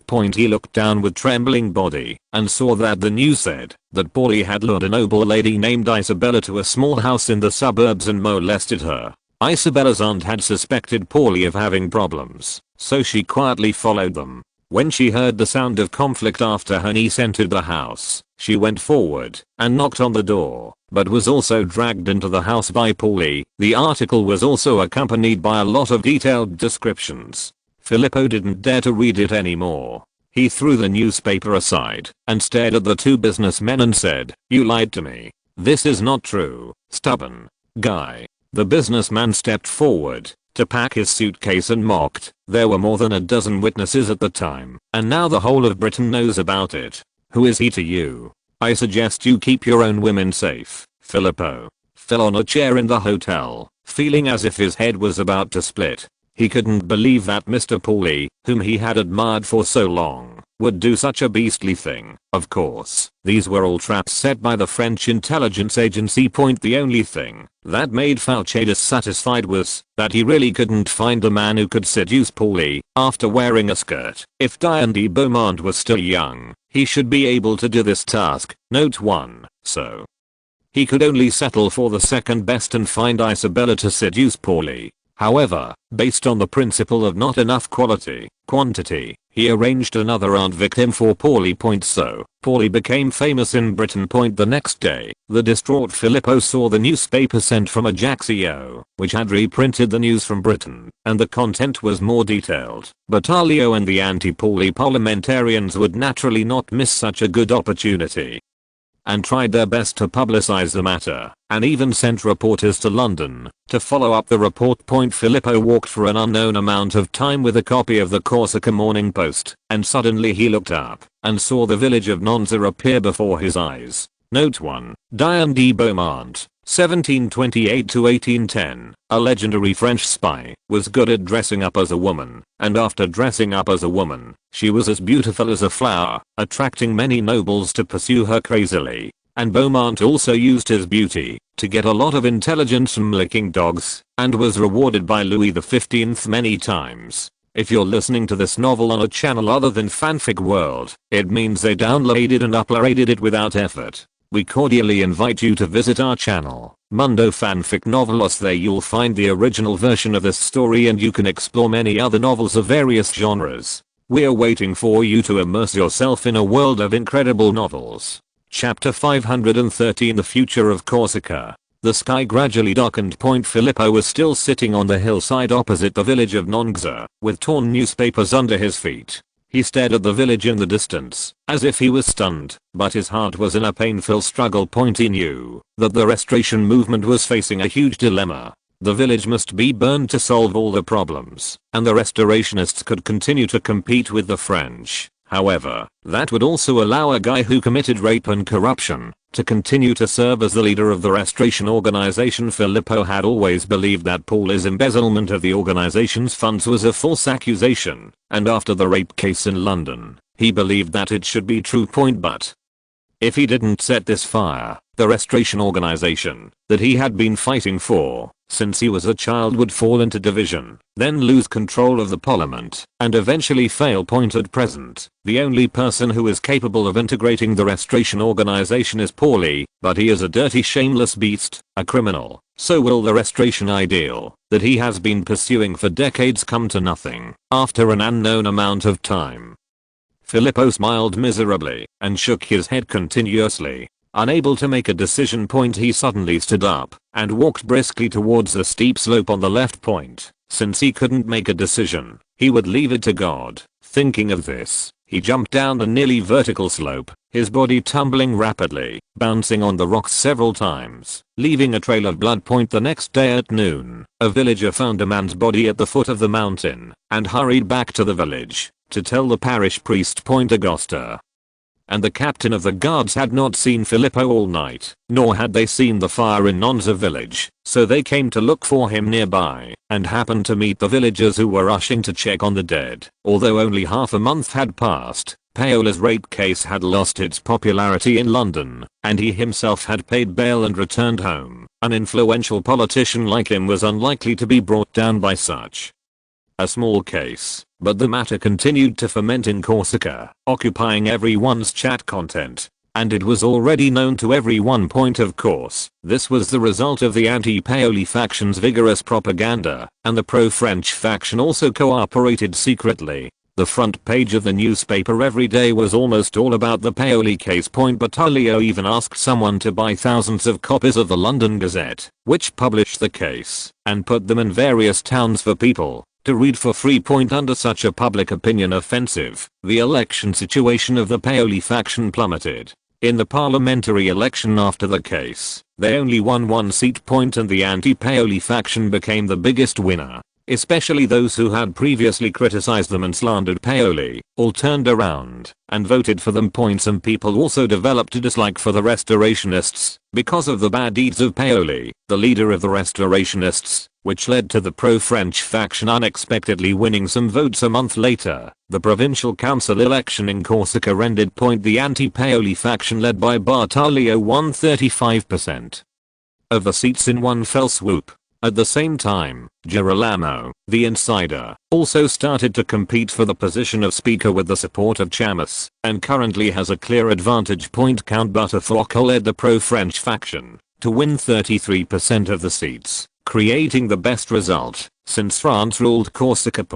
Although the Paoli faction was defeated in the later period, it still occupied 18% of the seats of parliamentarians. With its huge advantage at the beginning of the election. The neutral faction suffered the most because it was labeled as sympathizing with Paoli, so it only won 14% of the seats in political struggles. Ambiguous positions have never been sought after by people. In a vineyard on the outskirts of Ajaccio, Girolamo saw from afar a fat nobleman appearing at the gate and whispered to Battaglio beside him, "He's here." The latter straightened his collar and took the initiative to greet him. Without giving the other party a chance to salute, he said stiffly, "Tell me, what do you want, and leave quickly after you finish speaking. You are so cold." The visitor was Count Butteflocco. He still insisted on raising his hat and said, "But you'd better change your attitude.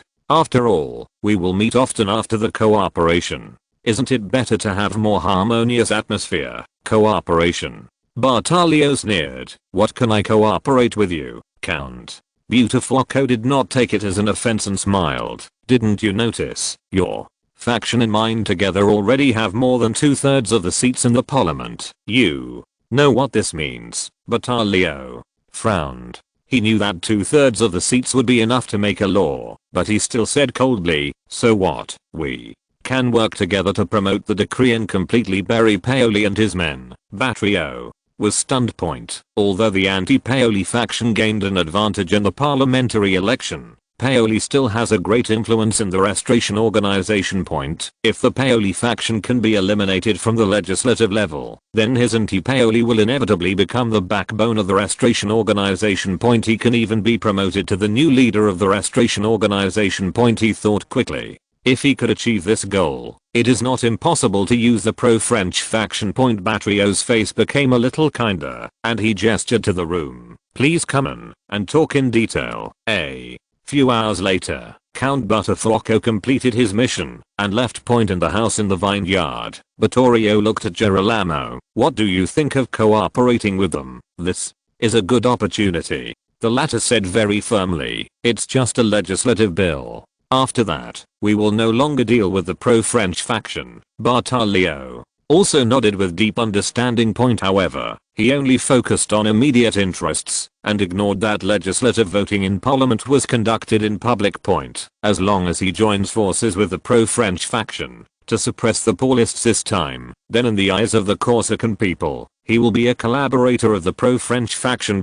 As for political struggle, once you succeed once, you will be unable to help but continue to use it in the future. In addition, the financial backers behind the Bartoli faction are also infernal affairs. It can be predicted that it will not be long before they will be completely bound to Count Beautiful. Point to be honest, in the eyes of Joseph, who had witnessed various Western political conspiracies in later generations, these novices in electoral politics were as simple as elementary school students. A week later, under the chairmanship of the new speaker Girolamo, the Corsican parliament passed a new bill with a high vote. The bill stipulated that Pauli was permanently deprived of his Corsican citizenship. No Corsican was allowed to contact Paoli in any way, otherwise he would be charged with treason. All of Paoli's private property was confiscated to the Corsican parliament to compensate for his embezzlement, and his books were banned from sale in Corsica. This series of laws seemed to only target Pauli himself, but in fact they dug into the Pauli roots of the Zionist organization. Chapter 514. Let the emperor do what he should do. After that, Count Bartolomeo struck while the iron was hot and asked Girolamo to promote a bill in parliament to disqualify Paulist members. Bartolomeo naturally fully supported this. If the Paulist members were killed, most of these parliamentary seats would fall into the hands of his faction. On the other hand, the Paulist faction would naturally not sit idly by. They quickly united with the neutral faction and fought together in parliament. The latter was also in danger of losing their teeth and lips, and they were afraid that after the Paulist faction fell, it would be their turn. However, even if they joined forces, they did not have 1/3 of the seats in parliament, and could not resist the passage of the bill. Unless there were other forces that could help them. At this time, Count Bartolomeo appeared, so I can assure you that my people will not vote for the bill. To cancel your parliamentary qualifications. In the lounge of the Ajaccio tennis court, Count Beautiful smiled at the people in front of him. After they expressed their gratitude, he continued, "You also know that I have just become the governor, but there are many people vying for this position. If we can work together to promote the bill and ban the National Guard, which often causes trouble for the government, then my position will be more stable." As the armed force of the Restoration Organization, the National Guard was designated as an illegal organization by the French government, but the Corsican parliament recognized it. This is also an important reason why the Guard has always been supported by the Corsicans. Giuseppe and Deloche looked at each other and shook their heads decisively. This is absolutely not possible. You are taking advantage of someone's misfortune. Even if we want to deal with Bartolomeo, we can't use the Guard as a price, Count. Beautiful smiled. After you lose your parliamentary qualifications, the National Guard will belong to Bartolomeo. What's the point of you protecting it? Both the Paulists and the neutrals were silent. How many of these restorationists really wanted to establish the Republic of Corsica? There was no prominent country in Corsica's history, and nationalism had not yet risen at this time. They were carrying out the separatist movement, not to become founding heroes and sit in high positions forever. However, now he was going to be removed, and when Bartolomeo took control of the self-defense forces, they would not be able to turn over. Finally, Giuseppe took a deep breath and nodded. "Okay, I accept your suggestion." Eloch, the leader of the neutrals, thought about it, and suddenly said, "My lord Count, even if we support you, the three of us together do not have enough seats in the parliament for 2/3 of the seats. The Bartolomeo faction has 35% of the seats in the parliament, and 66% of the seats are required to pass a decree. Count Bartolomeo nodded calmly. "Don't worry, as long as your people vote in favor of abolishing the self-defense forces, the agreement will be fulfilled." "Just kidding. It's not difficult for Chalmers, the big money bag, to move a few Bartolomeo members with just a little effort and a little money. In addition, there is the speaker Girolamo, who also has his own power in the Bartolomeo faction, and can be used as a backup vote. On the second floor of the Tuileries Palace. Joseph looked at the report just sent by the governor of Corsica and couldn't help but smile. According to the letter, although the Corsica parliament has not started voting yet, judging from the current political situation, the passage of the bill to abolish the National Guard is a foregone conclusion. All that remains is to send troops to wipe out this illegal armed force. Without the protection of the cloak of legitimacy, this guerrilla group will find it difficult to gain support from the Corsican people. This is the decision of the Corsican parliament, which has a very high effect locally, and thus become easy to deal with. After losing its armed forces, The Corsican Restoration Organization, which is extremely divided internally, will no longer pose any threat point after that, whether it is to assimilate them in political games again and again, or to find an excuse to bang them directly. The problem of Corsica's division will be completely solved.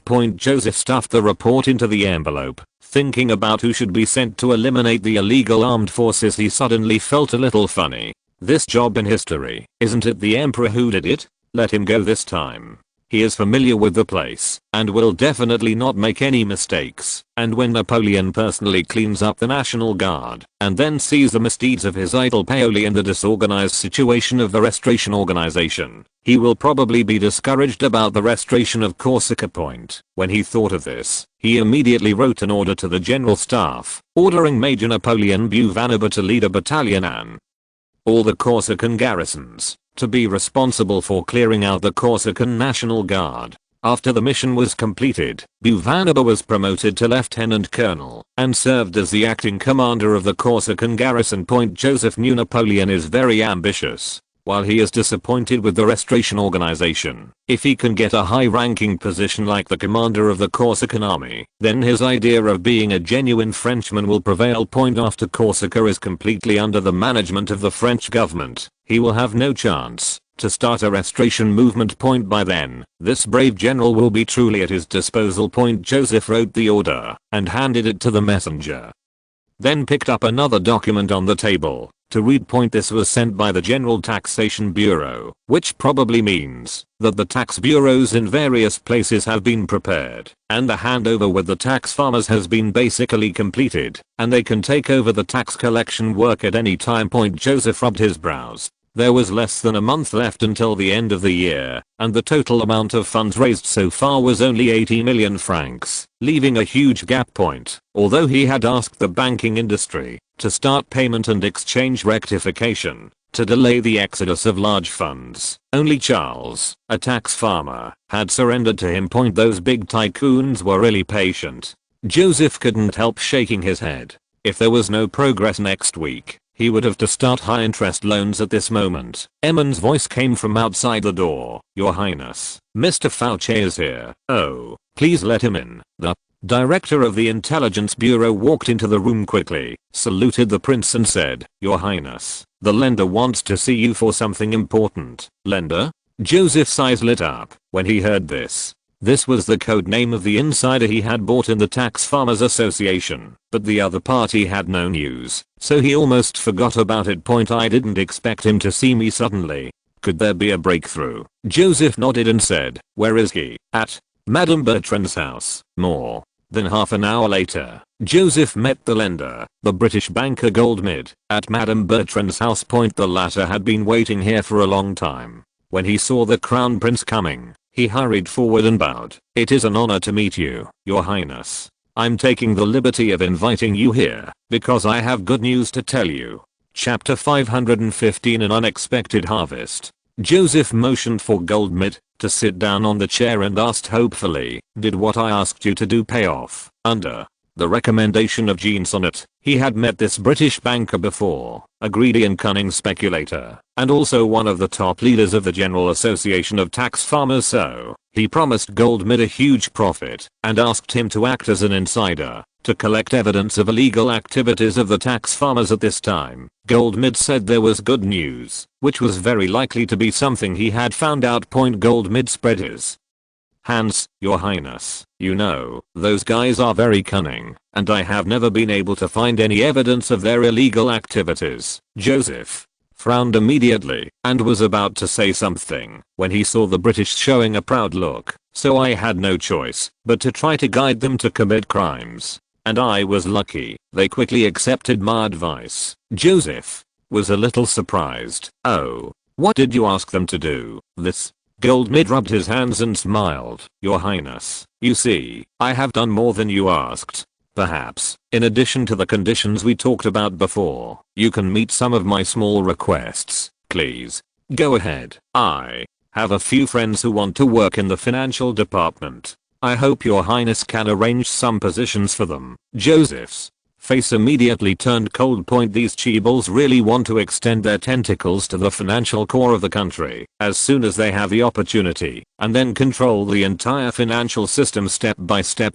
However, Joseph is not one of those politicians who are easy to fool. It is not yet the 19th century, and the financial control methods of the consortium are not yet mature. The Rothschild family's brilliant operation will not be displayed until 20 years later, but for him, these are all historical materials that he has read countless times. So, as soon as Goldmid raised his butt, Joseph knew what he was going to do. "I'm afraid this won't work," he rejected flatly. "French finances must be under the absolute control of the government." He has already made it clear. "I know you want to infiltrate the financial system, but don't dream."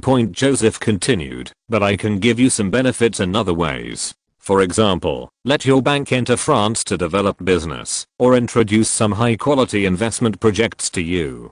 Oh, my friend in the UK recently mentioned a good project. According to the previous agreement, Goldmid helped collect the black materials of the tax farmer in exchange for the Atlantic Insurance Company's fund custody. In other words, when the British buy insurance, they will first pay the money to his bank and then transfer it to France. Atlantic Insurance can sell more than £500,000 of insurance every year, which is more than 12 million francs. This money can bring him hundreds of thousands of francs of income just by passing through Goldmid's bank. At the same time, it can also improve the reputation of his bank. Therefore, Goldmid agreed to cooperate without hesitation. He also saw that the Crown Prince was very young and seemed to be easy to deceive, so he wanted to test it, but was rejected immediately. He could only smile and nod. "Thank you for your generosity, Your Highness. I hope we can have more cooperation in the future." Joseph did not comment and asked, "Now can you tell me what you did in the Tax Farmers Association?" "Oh, yes, Your Highness." Goldmid said, "I suggested that they hide all the tax documents, and when they handed over to the government tax bureau, they handed over fake documents. They want to use these documents as a threat to continue to take on some higher profit taxes." Joseph narrowed his eyes when he heard this. If there were no real tax documents, the tax bureau would probably fall into chaos soon once it started collecting taxes, not to mention anything else. The lack of records of arrears and prepaid taxes alone would be enough for taxpayers and tax officials to fight. In addition, the tax amounts for land, factories, etc. would all have to be reassessed. The market tax collected based on experience would be a mess. This tax is roughly a fixed tax based on the size of your stall, and the new tax officer would definitely haggle with the vendors repeatedly. It has to be said that this method is indeed very vicious. If the tax bureau is caught off guard, it will definitely be in chaos. However, Joseph is not without a solution. For example, the first thing he thought of was, the documents are gone, but the people are still there. Who is most familiar with these tax documents? It must be the tax contractor who hired those tax collectors who are actually responsible for collecting taxes. If the tax bureau finds that the documents it has received have serious problems and cannot collect taxes normally, then it can completely arrest thousands of tax collectors on the charge of participating in tax fraud. These people are living tax materials. Throw them into prison at night, handcuff them during the day, and follow the government's tax officials to collect taxes. Each time a problem is solved, the sentence will be reduced by 5 days. Within half a month, they will be able to organize the tax work of the whole country in an orderly manner. Of course, now that Joseph knows that tax farmers always steal tax documents, the initiative has come to him. Now, we only need to consider how to fix the evidence and use it to create the best situation for tax reform. Joseph looked at Goldmid again and said, "Do you know where the tax documents are stored?" "Yes, Your Highness." The latter nodded proudly. "As the proposer of this plan, I'm responsible for many links. The documents should be in several villas of Viscount Ford in the town of Antoine." "Very good," Joseph ordered. "You go back first and pretend nothing happened.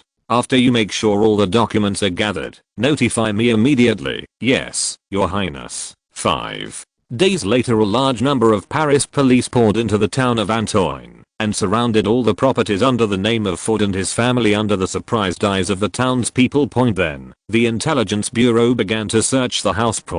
Because the target was clear, it didn't take much time to find a large number of tax documents, which filled more than 10 carriages after the tax documents were sent to the French tax bureau.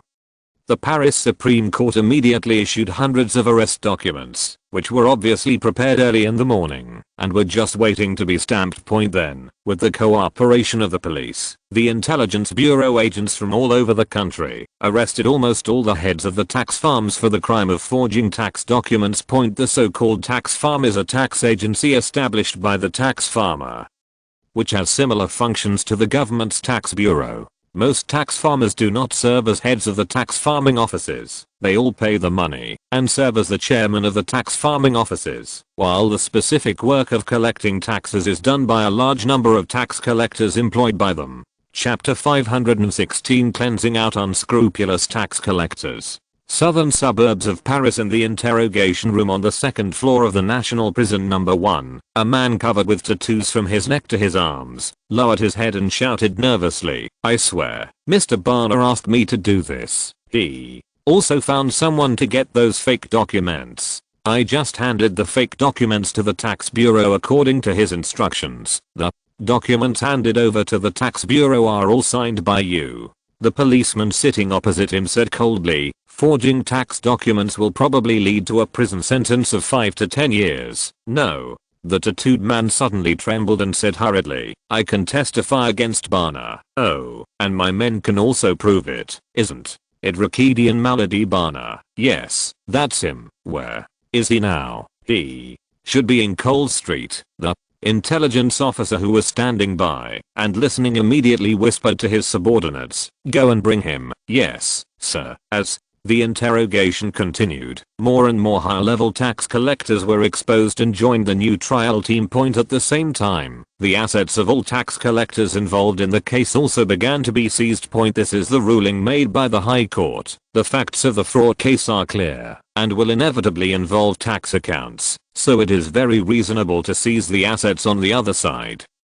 Tax bureaus across France, with the cooperation of the police, began to seal down local tax offices and arrested almost all tax collectors. It's not like Paris, where people are arrested as little as possible to take into account the impact. The local tax bureau is only worried that next year's tax revenue will be affected, so it will catch everything it can first, and in the worst case, it will be released later, if there are no problems. Just 2 days later, as more and more high-level tax collectors confessed, the document forgery case began to spread to the giants of the Tax Collectors Association. On the carriage, Barlow, one of the giants of the Tax Farmers Federation, looked at the huge headline in the Paris Business Journal with the gloomy expression, "Shocking.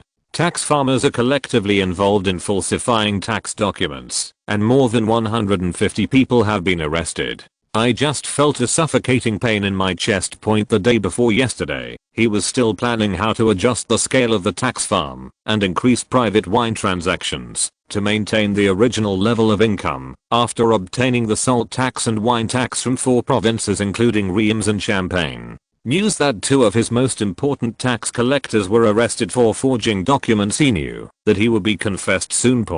Although forging documents is not a serious crime for him, as usual, he only needs to come up with a sum of money which should not exceed 250,000 francs, and he can be released on bail, but he will eventually face trouble such as appearing in court, and it will inevitably affect your other businesses at this time. Barlow was a little envious of Morel, Goldmead and others. Most of their businesses were abroad. If they really couldn't do it, they could give up their business in France and ignore these cases. He is a native of France, and his roots are here. Now he no longer thinks about tax farming. He just hopes to get rid of the current trouble. Soon the carriage stopped in the Palace of Versailles square. Barlow got out of the carriage, lowered his head, and walked quickly towards the gate of the Palace of Versailles in the Chancellor's office. He looked at Brian with a pleading look on his face and said, "Archbishop, I really don't know these things. They are all the ideas of those below. Of course, I'm also responsible. I'm willing to pay the fine." He glanced at Brian secretly and said, "Look, is 500,000 francs okay?" Oh, no, 800,000 francs. Brian just stared at the table in front of him in silence. It wasn't until Barlow increased the fine to 1 million francs that he raised his head and said calmly, Count Barlow, the tax collector's behavior will always cause harm to the national finance. The impact was so great that I had to issue special government bonds to cover the losses caused by the tax chaos early next year. National debt. Barlow was stunned for a moment, then reacted and nodded. Ah, yes, we need to prepare funds to deal with chaos. Dear Archbishop, I'm willing to purchase 3 million francs of national debt to support you. Brian shook his head slightly and stretched out a finger. 1 million. Barlow only said half a sentence and then suddenly exclaimed, You want me to buy 10 million national bonds? This is too much. What is the benefit of this special national debt? 3%. Brian said. 1 year. Barlow's face turned green. If you use 10 million francs to cover taxes, you can even earn 3 million. But if you buy this national debt, you will only get 300,000 in interest. He stood up dissatisfied, bowed, and said, I'll think about it. Then he turned and left. With 4 million francs, he can deal with tax fraud, no matter how he manages it. Why should he look at Brian's face here? After he left, giants such as Baron Morrell and Bollor also came to Brian's office. Even Fuld came to admit his mistake before dinner, but they soon left with dark faces. On the second floor of the Tuileries Palace, Joseph frowned slightly after listening to Brian's report. Only Baron Pellier promised to buy 7 million treasury bonds, and no one else accepted it. Yes, Your Highness. Brian said hesitantly, maybe 10 million is a bit too much. According to my calculations, we need about 100 million francs to meet the funding needs for next year. So they only need to pay 6 million francs each. Joseph shook his head. You are only talking about the cost of maintaining the operation of government policies. If we want to do things like dredging canals and building wooden tracks, it will be far from enough. Brian was stunned. After such a big move in tax reform, it is already rare to be able to maintain stability. His Royal Highness the Crown Prince is actually thinking about projects such as canals and rail transit. Joseph didn't care about his expression, stroking his teacup and muttering to himself, it seems that we have to give them some strength. In the past, there was no way to deal with these tax farmers, but now there is a breakthrough in document forgery, so how can they be let off easily? You know, in history, tax farmers were sentenced to death by the Jacobins, and many of them were sentenced to heavily, but it was enough to show that this group had a bad record. On the deck of the French naval frigate Wonderland Forest heading to the port of Calvi in Corsica, Napoleon looked out at the vague outline of the hills and sighed deeply. On the small table next to him was the Times from more than a month ago. The translation was read to him many times. The news about Paula's rape case had smashed a huge crack in his belief. He thought of Paula's works that he had read since he was a child and shook his head. What for the Corsican people to drive away foreign oppression are just excuses for him to deceive the public. Napoleon looked at several transport ships on the side and rear, which carried 2 artillery companies and hundreds of infantry. This force could win him the position of Commander-in-Chief of the Corsican Corps. Chapter 517 Napoleon bloodbaths Corsica. However, all this must be exchanged for the destruction of the National Guard. Napoleon's heart was like a huge wave. Did he really want to do this? Without the National Guard, the Corsican Restoration Organization would lose its pillar. His eyes swept across the huge headline on the Ajaccio Life on the table. Corsica Parliament passes the bill to ban the National Guard with a high vote, and his brows furrowed immediately. Yes.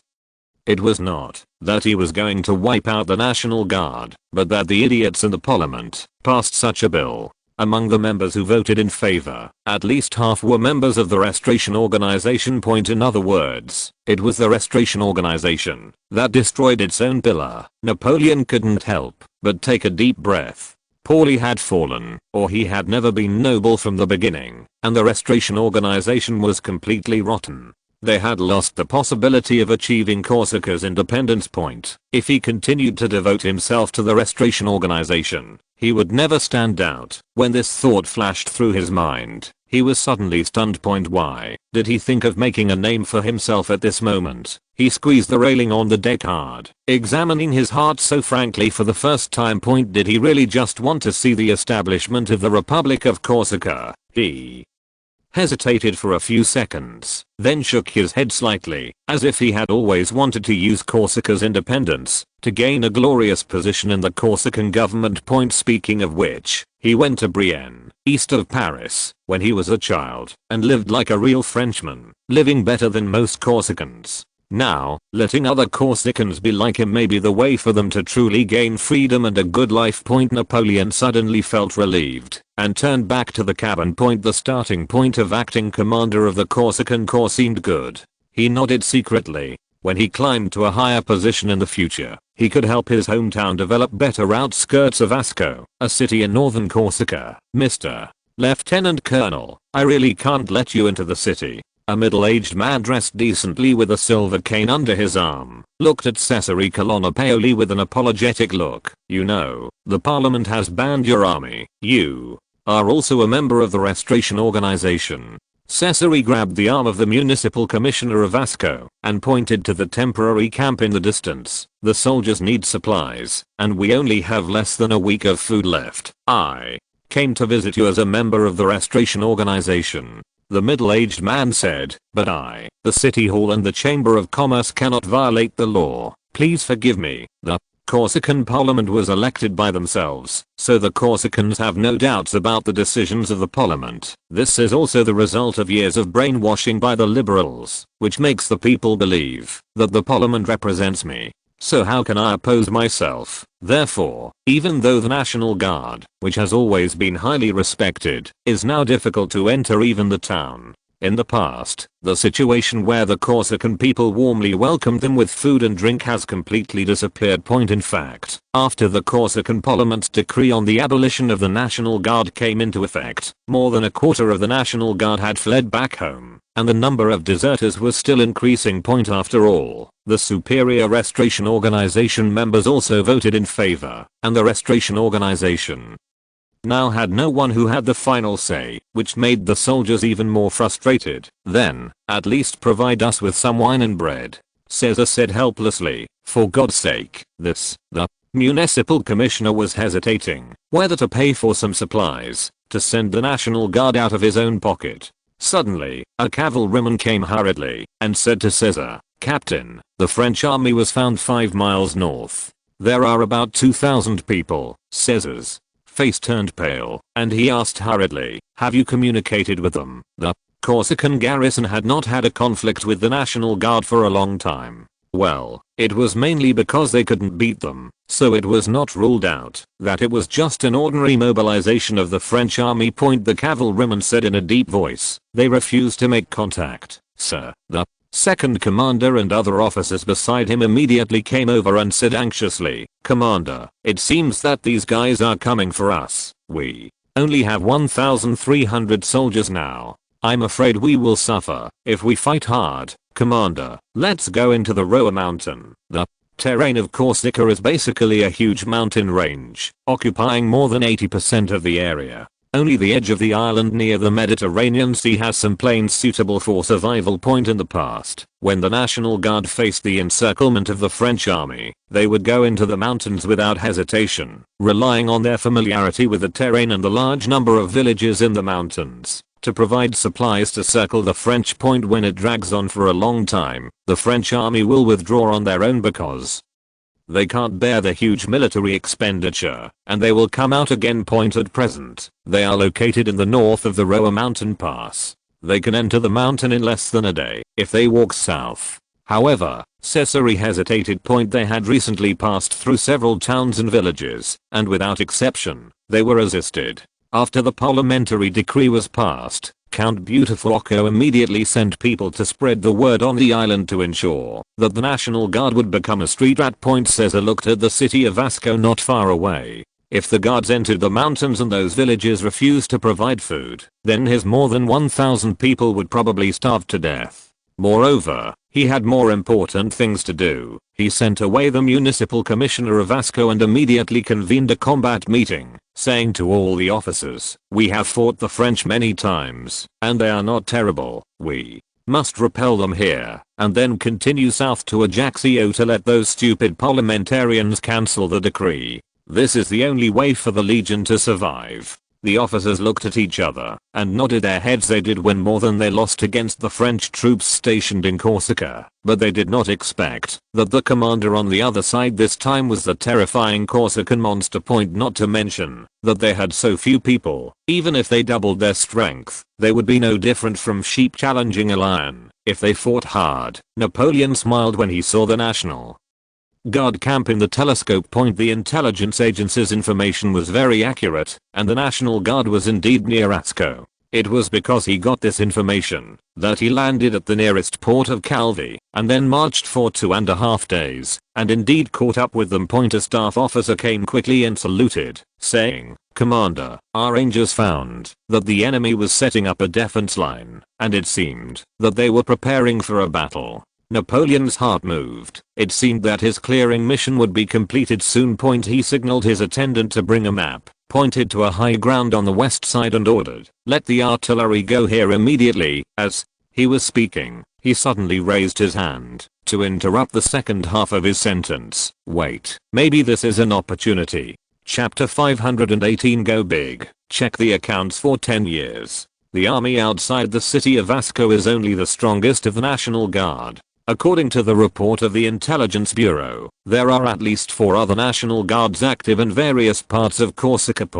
Although they only have a few hundred soldiers, and the weakest one has less than 100 people, they are easier to hide, and difficult to completely wipe out. Napoleon lowered his head and thought, if he could use this battle to make the Corsicans hate the National Guard even more, then the remaining small forces would not even have to do it themselves, and the Corsican people would be able to deal with them. He looked at the map again. This was a very detailed map drawn by the National Guard, but at this time, it was used to deal with them, and soon made a new battle plan. Send a message. Let Captain Bonito lead 3 companies, bypass the enemy, and set up a defense line at the pass of Mount Roa. He pointed to the slope on the north side of Ask City. Place the cannons here and bombard with all our strength as long as the enemy approaches. Other infantrymen go to the east side of the enemy. Let the quartermaster go to Port Calvi to prepare sufficient supplies. We may fight here for a long time. Yes, Major. In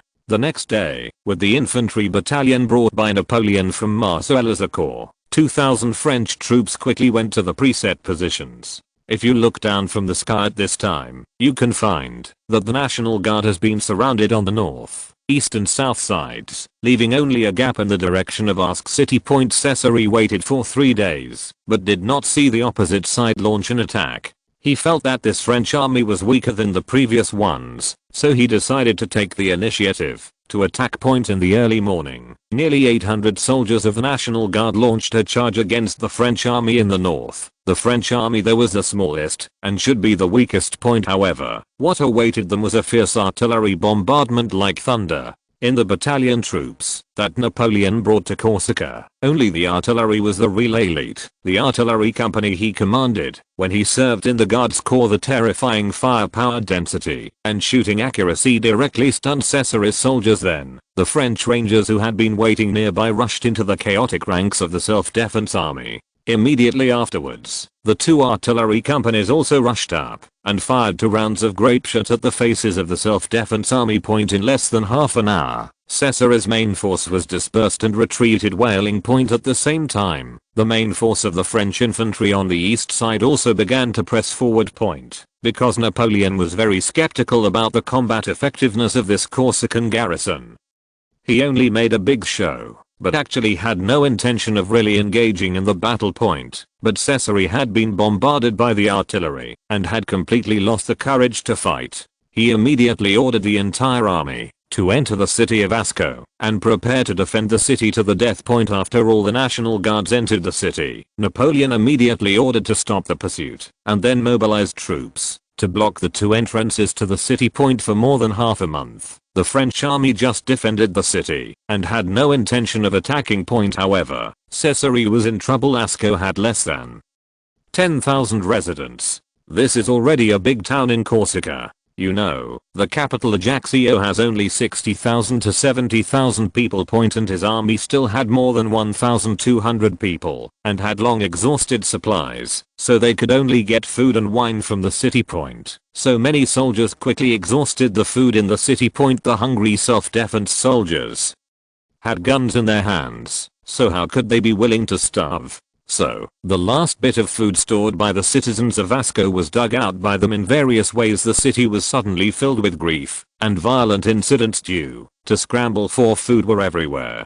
The citizens' attitude towards the self-defense army quickly changed from sympathy to hatred. Finally, a month after Napoleon besieged Asco, the people of the city chamber of commerce organized the citizens and quietly set fire to the warehouse where the self-guard stored ammunition. The next day, Napoleon, who received the news, led his army into the city. The citizens cooperated vigorously with the French army to eliminate the food-grabbing scum. The battle lasted only half a day and ended. Almost all of Caesare's soldiers were annihilated, and at least hundreds of them died at the hands of the fierce Corsican citizens. And Napoleon, who brought a lot of food to Asco, became a great hero of the citizens, and the municipal commissioner also held a grand welcome ceremony for him in the square. The news that people in Asco starved to death because of the self-guard's food grabbing quickly spread throughout Corsica, and the National Guard became a public enemy. Less than half a month later, 2 more National Guards were wiped out by Napoleon. For the first time in nearly 100 years, the separatist armed forces on this island have almost disappeared. The second floor of the Tuileries Palace. Robespierre looked at the prince in surprise. You mean, check the accounts of tax farmers nationwide? Yes. Joseph nodded. And check the tax accounts of the previous 10 years, since those tax farmers chose not to cooperate. He could only give them a big slap. He was sure that these guys' tax accounts would not be clean. As long as they could be found out, they could be fined heavily. At that time, it would not be solved by buying some national debt. Robespierre was not familiar with the audit. Fulco, the director of the tax bureau, immediately widened his eyes and said in embarrassment, "Your Highness, even if we get the tax farmers' account documents, there are tens of millions of tax records that year. It is probably more difficult to find problems than to find a diamond at the bottom of the Atlantic Ocean. What's more, even if it's difficult to figure out whether there is a problem with the accounts 3 years ago, it's even more difficult to figure out whether there is a problem with the accounts 10 years ago." Joseph smiled. "You need to change your mindset. If there is a problem with the tax accounts, who knows it best? It's the taxpayers. If they were overcharged 1 sou in taxes, even if it was 10 years ago, they would definitely remember it clearly. So we just need to issue a notice and ask the public to go to the tax bureaus in various places to appeal for tax reconsideration. You can then ask people to find the corresponding accounts based on what they said and check them, and the problem will be found soon. Oh, by the way, I will ask all major newspapers to cooperate and list the tax regulations of previous years in detail for the public to check." Fulco and Robespierre looked at each other and were quite impressed. His Royal Highness's method was simply brilliant. It would definitely find a lot of accounting problems, but he immediately looked better. "Your Highness, even if it's just a check with the current staff of the tax bureau, it will probably take more than half a year to complete the check." Joseph nodded. "I can ask Archbishop Brian to transfer the staff of the financial department to you. In addition, you can also invite accounting guilds and students from various universities to help. If you pay them some salary, they should not refuse." Chapter 519 The Royal Family's Valuables. Less than 10 minutes after Fulco and other senior officials from the State Administration of Taxation left, Brian followed them into the room in a hurry, bowed to Joseph and said, "Your Highness, there is a difficult matter that I'm afraid you need to handle." "Oh, what happened?" Brian said with an embarrassed look on his face. "It's Her Majesty the Queen. She summoned Baron Breteuil and me this morning and talked about the fact that tax collectors always forge documents. What your majesty means is that this matter does not count. It's serious, just find me some money, and there is no need for prosecution in the High Court. Joseph was a little surprised. Why would your majesty suddenly get involved in this matter? Brian came closer and said, Your Highness, I heard that it was the Count of Artois who always interceded for the tax collectors in front of your majesty. In addition, it seems that your majesty received an expensive diamond crown, and de Bernina the countess also mentioned that the Palace of Versailles will undergo some renovations in the near future. Joseph suddenly frowned. These tax collectors were quite powerful. They could even invite the king's brother and the queen's personal maid to go directly to the queen point. If mom really wants to interfere in this matter, it will really be a bit troublesome. After all, forging documents is indeed not a serious crime. It is not surprising that she quietly exposed the matter out of respect for Count Artois and the maid point at present. The verification of the tax collector's accounts has not yet begun. Once the case of forged documents is eliminated, the banking consolidation period must be extended. Otherwise, the tax collectors are likely to escape with the huge sums of money obtained from French blood. Go abroad point. The consolidation of the banking industry has lasted for more than half a month, and any further extension will definitely have a negative impact on the French economy. Point. Brian said, Your Highness, you are the only one to persuade Her Majesty the Queen now. Joseph nodded and motioned to Eamon to get his coat. Point. He was still somewhat confident in persuading his mother, but the temptation of the expensive diamond tiara and renovating the palace was definitely not small, so he probably had to spend some time talking. Point. When he saw the Palace of Versailles square from a distance, his heart suddenly moved, and he narrowed his eyes slightly. Point. Even if I convinced my mother this time, Count Artois could definitely go to her place to force her again. My mother has a very good relationship with her brother-in-law. If one of them fails to hold back and signs the pardon, it will be troublesome. Point. Therefore, we have to solve the problem at its root. Point. The carriage stopped. Joseph got out of the car, but instead of heading towards the Petit Trianon, he turned towards the residence of the Count of Artois. The Count of Artois was obviously a little surprised by the Crown Prince's visit. He hurriedly welcomed him out with Countess Maria Josepha and saluted. Dear Joseph, why are you here? We are preparing to go to a camping trip, which should be interesting. Would you like to come too? Joseph nodded to them and smiled. Let me guess, was it called by Viscount Fuld or Mr. Hope? Count Artois was startled for a moment, then let Joseph into the room, frowned slightly and said, What do you want to say, Your Highness? Joseph did not go around in circles, turned to look at him and said, Dear uncle, you seem to have had a lot of contact with the Taxpayers Association recently. Count Artois smiled. I have a personal relationship with Viscount Ford. Why does His Highness suddenly care about this? Joseph nodded. Well, then he should have shown considerable sincerity in asking for your help, right? Count Artois' expression changed. He heard that the Crown Prince had been increasingly involved in government affairs recently, but he was more impressed by Joseph as a young nephew, so he said with an elder look, Your Highness, I don't know what you heard, and I don't want to comment on it. Joseph's tone became colder. Dear uncle, the investigation of the Tax Owners Association is of great importance. Let me give you a suggestion. Don't get too involved in it. Count Artois did not expect his nephew to warn him so rudely. He immediately narrowed his eyes and said rather rudely, Your Highness, this seems to be none of your business, right? Although he does not participate much in state affairs, he is the brother who has the closest relationship with the king, Queen Mary's best friend, and the uncle of the Crown Prince. He has a very high status in the Palace of Versailles, but he is not afraid of the Crown Prince. Point. The most important thing is that the tax collector always gave him a favor fee of 1.5 million francs. To help settle the small case of forged documents, the Tax Owners Association also gave Her Majesty the Queen a huge gift. This matter must be easily solved, and then the huge sum of 1.5 million yuan was obtained. Point. How could he spit out the fat in his mouth just for a few words from the Crown Prince? Joseph picked up the hot tea that the Countess had just brought and said word by word, Your actions will cost France hundreds of millions of francs.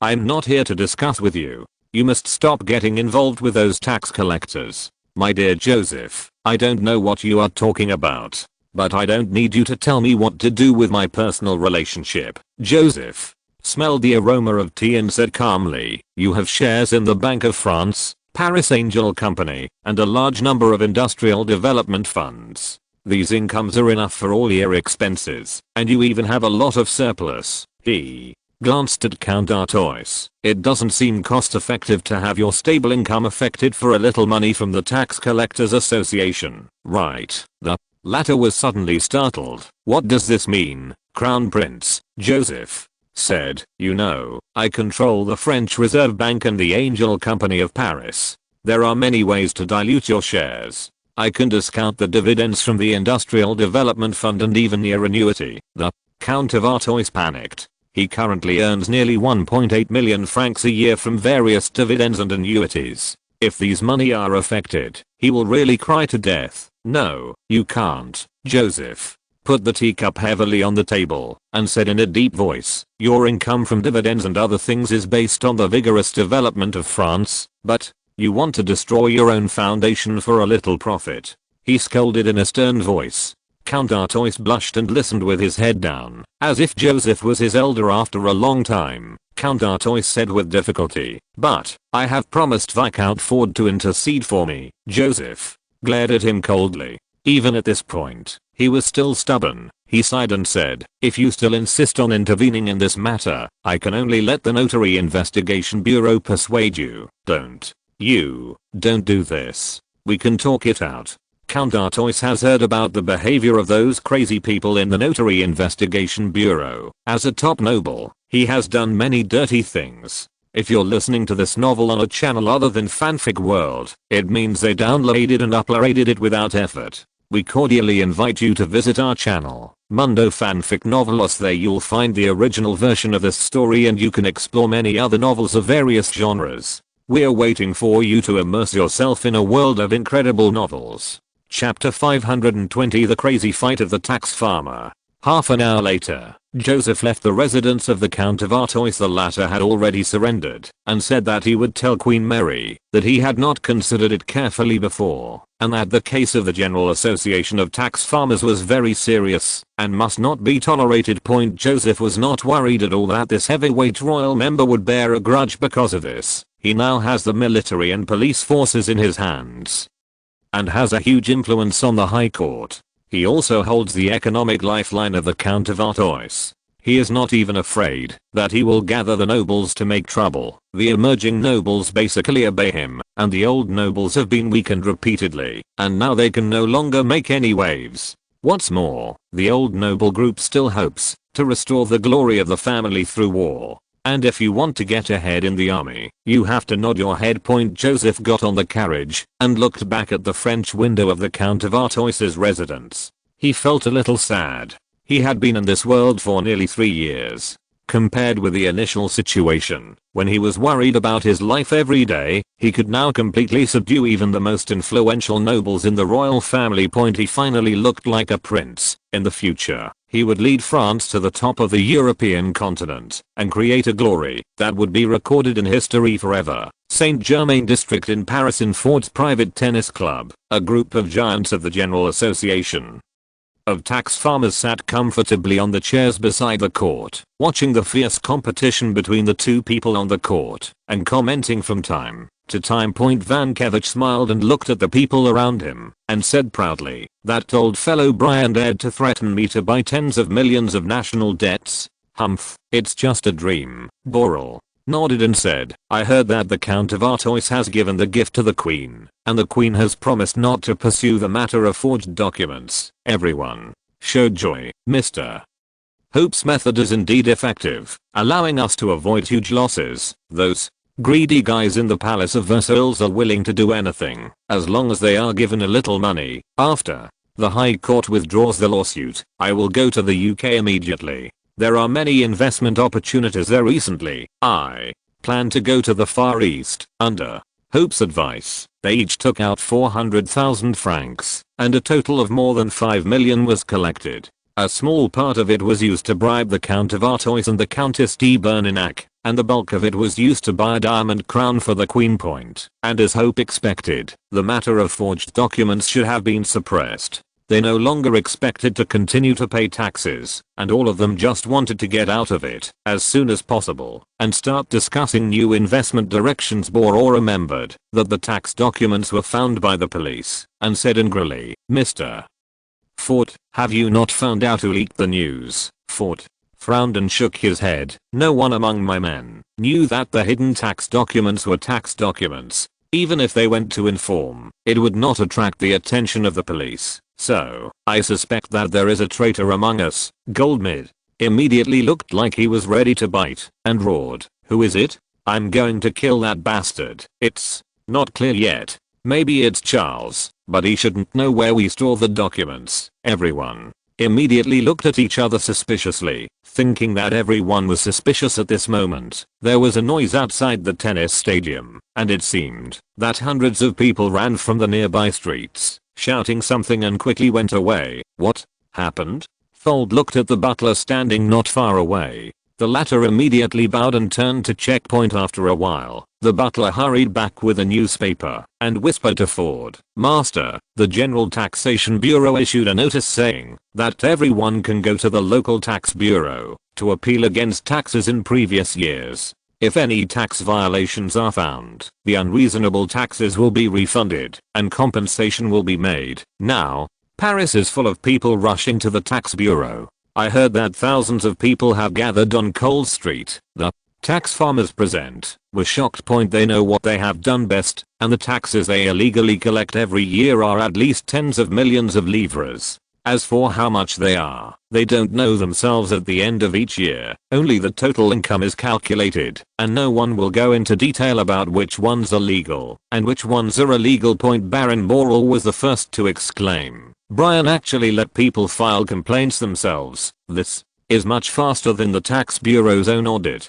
How did he think of doing this? If the tax account problems are found, we will be in big trouble." Hope frowned. "Everyone calm down. It takes a while to audit the accounts. We must take advantage of this gap to stop the tax bureau from continuing to investigate." "What do you have in mind?" The tax collectors immediately looked at him. The think tank of the association. Hope pondered for a moment and said to Ford, "You go to the Duke of Artois and the Countess de Bernenac, double their benefits, and try to get the Queen to stop them. In addition, we must mobilize resources to let the government know the consequences of provoking us." He continued, facing the puzzled eyes of the crowd. "If I remember correctly, more than 30% of the caravans across France are controlled by us, and if we count those with shares, it should be more than 50%. The assets of these tax farming giants are astonishing, and their industries are very wide. Although most of them are mainly banks and loan sharks, families including Borrelais, Barlow, and de Cantler also own a large number of caravans, or have deep cooperation with caravans, and are the main force for France to conduct trade. Yes, trade in this era is basically completed by caravans of all sizes. Due to the high transportation costs, ordinary stores do not have the ability to purchase goods from a long distance. The source of goods and merchants are connected by these caravans. Sometimes caravans will also conduct retail sales on the spot. Hope said in a cold voice, "For now, we can't care about the losses. If the tax bureau does not stop checking the accounts, we will let our caravans stop all transactions. At most 1 month, the whole of France will fall into chaos. Of course, I guess Brian dare not let this happen. So as long as we are firm, he will definitely give in." Fold nodded and said, "This is indeed the most powerful weapon in our hands. In addition, Mr. Pellier and I also own a large number of shares in the port of Marseille. If necessary, we can also let it stagnate there." Hope immediately said, "That's great. Let's let Marseille port have some accidents. The more methods we have, the less the government dares to touch us." Marseille port carries more than 80% of France's Mediterranean trade throughput, and Mediterranean trade accounts for more than 1/3 of France's foreign trade. If Marseille port stops, the impact on France's economy and trade will be absolutely devastating. Chapter 521 Paradise. At night, the city of Paris is illuminated by gaslights as bright as day, and there is an endless stream of pedestrians on the street, which is even busier than during the day. Many workers don't get off work until 8 p.m. Only then could they finally take a breath. go out to buy some daily necessities, and walk around to relax their tired bodies after a busy day. The dilapidated shack area outside Antoine Town was still dark, with only the occasional scream or curse indicating that there were still people living here.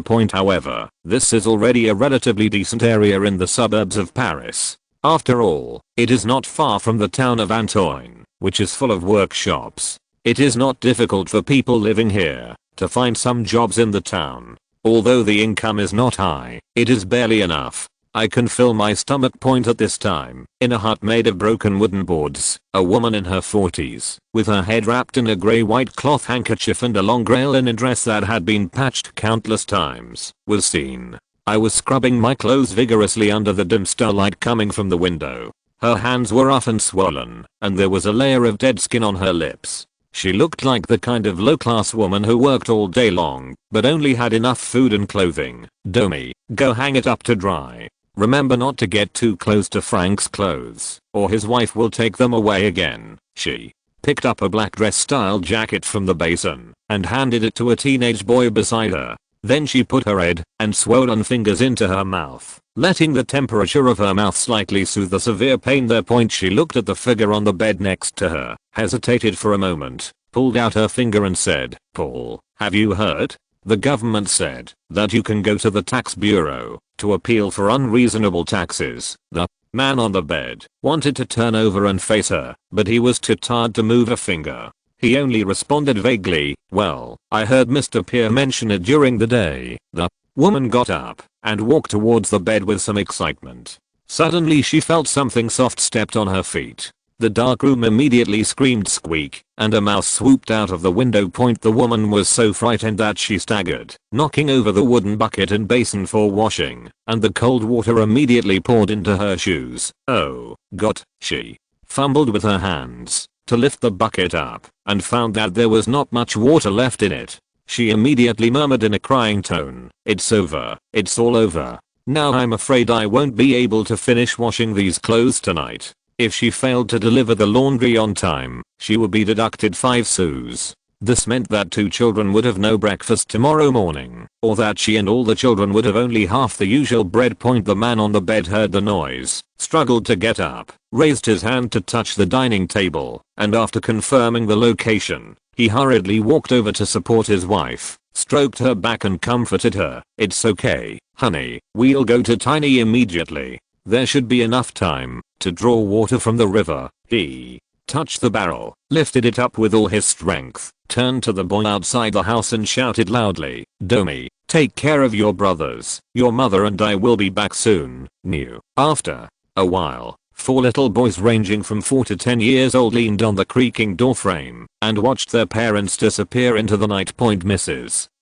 Leona held the big wooden basin and followed her husband, timidly whispering, "I'm really sorry, Paul. This won't affect your work tomorrow, will it?" The man shook his head silently. Without these 3 hours of sleep, it would be difficult for him to regain his strength tomorrow, but in order not to worry his wife, he didn't want to say anything. The worst thing is to take the initiative to go into the pit tomorrow, so that you can transport soil less often. Although it was not the day for him to go to the pit yet, it was better to suffer from nausea and vomiting for a few days than to have his wages deducted. The 2 of them walked like this in the night for a while. Mrs. Leona remembered the previous topic again and said to the figure beside her, "Paul, maybe we can try to go to the tax bureau. Those receipts and penalty documents from that year, I'll keep them all, if I can." Leona sighed and said tiredly, "It's useless. Those are all methods used by bureaucrats to show their political achievements. Mr. Poker paid the king a tax package. How could the master of the tax bureau offend him?" After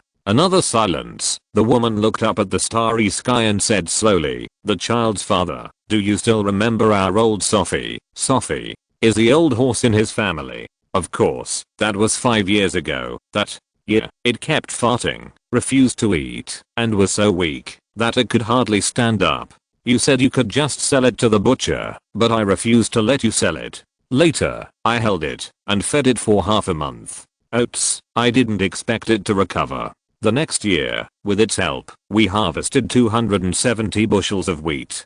Do you remember that we danced around the drying field and I was still pregnant with John? Leona muttered. "Why are you bringing this up? That was the happiest time in my life." The woman excitedly raised the wooden basin high, just like she had raised her eldest son Domi to dance on the village field, but there were tears in her eyes. "We just go and try. Boca shouldn't have taken our land, and poor old Sophie. If we can get this back, we can go back to the village. Even if the gentlemen from the tax bureau really don't care, we won't be worse off than we are now, don't you think?" Leona sighed softly, "But that will delay at least a whole day." When I passed by Cole Street, I saw that the tax office was already surrounded. Maybe one day of queuing is not enough. You know, if I miss a day's work, we'll have no bread. And maybe a day's penalty, and it doesn't matter. I can pick up 10 more clothes from tomorrow. It only takes half a month to save enough bread for a day.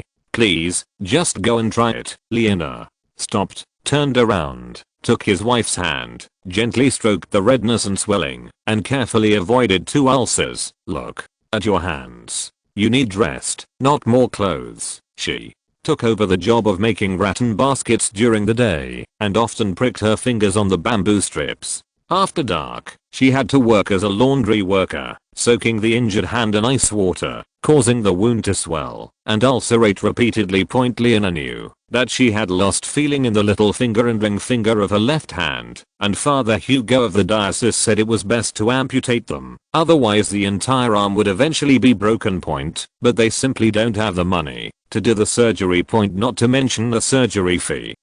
Even if a doctor offered to amputate her leg for free, she would not dare to accept it, because they can't do anything for at least a month after the operation, and with only Leona's meager salary, their child will probably starve to death. "No, I'd rather let them all rot, madam." Leonor suddenly withdrew her hand and shouted, "One day, 2 days at most, maybe we can get a land back. You don't have to push that damn earth truck anymore, and you stay away from those poisonous things. I heard from Mrs. Frank that if you come into contact with that thing too much, you might go blind." A distant relative of hers was like that. "Please, at most we can eat Mr. Maxence's bread for a while. But if we can do it, we will return to heaven again." Maxence is the most unscrupulous baker in Antoine Town. His bread is at least half filled with sawdust, sometimes even mixed with dirt. But there is also one advantage, that is, the price of every 4 pounds of bread is 1 sou cheaper than elsewhere. Heaven. Leona was stunned for a moment. He used to be a farmer and didn't know any crafts. After the land was transferred to Polka, he could only come to Paris and do some of the cheapest jobs that no one wanted to do. Now, for example, he works for a dye factory. Specifically, a kind of soil containing some alkaline substance was transported back to the factory by cart from a place 7 or 8 miles away, and then poured into the large pool and mixed with a highly toxic liquid. It is said that the soil can reduce the toxicity in the water. Everything else about this job is pretty good, except that every 10 days I have to go down to the bottom of the pond and use a shovel to stir up the poured soil. At that time, you will be very close to the toxic liquid, and you will definitely feel dizzy after a day's work, and your eyes and lungs will hurt like fire. In comparison, I used to go to my own land every morning to dig up the soil, water it, and return at dusk. Although I was so tired that my whole body ached, and there was not much food left. After paying the tax every year, the whole family always had a stutter. My wife, my hands and eyes are still intact. It's really like heaven. He found that he had almost forgotten his life at that time. I'm almost collapsed under the pressure of more than 14 hours of heavy work every day, and my only energy is on that small piece of bread.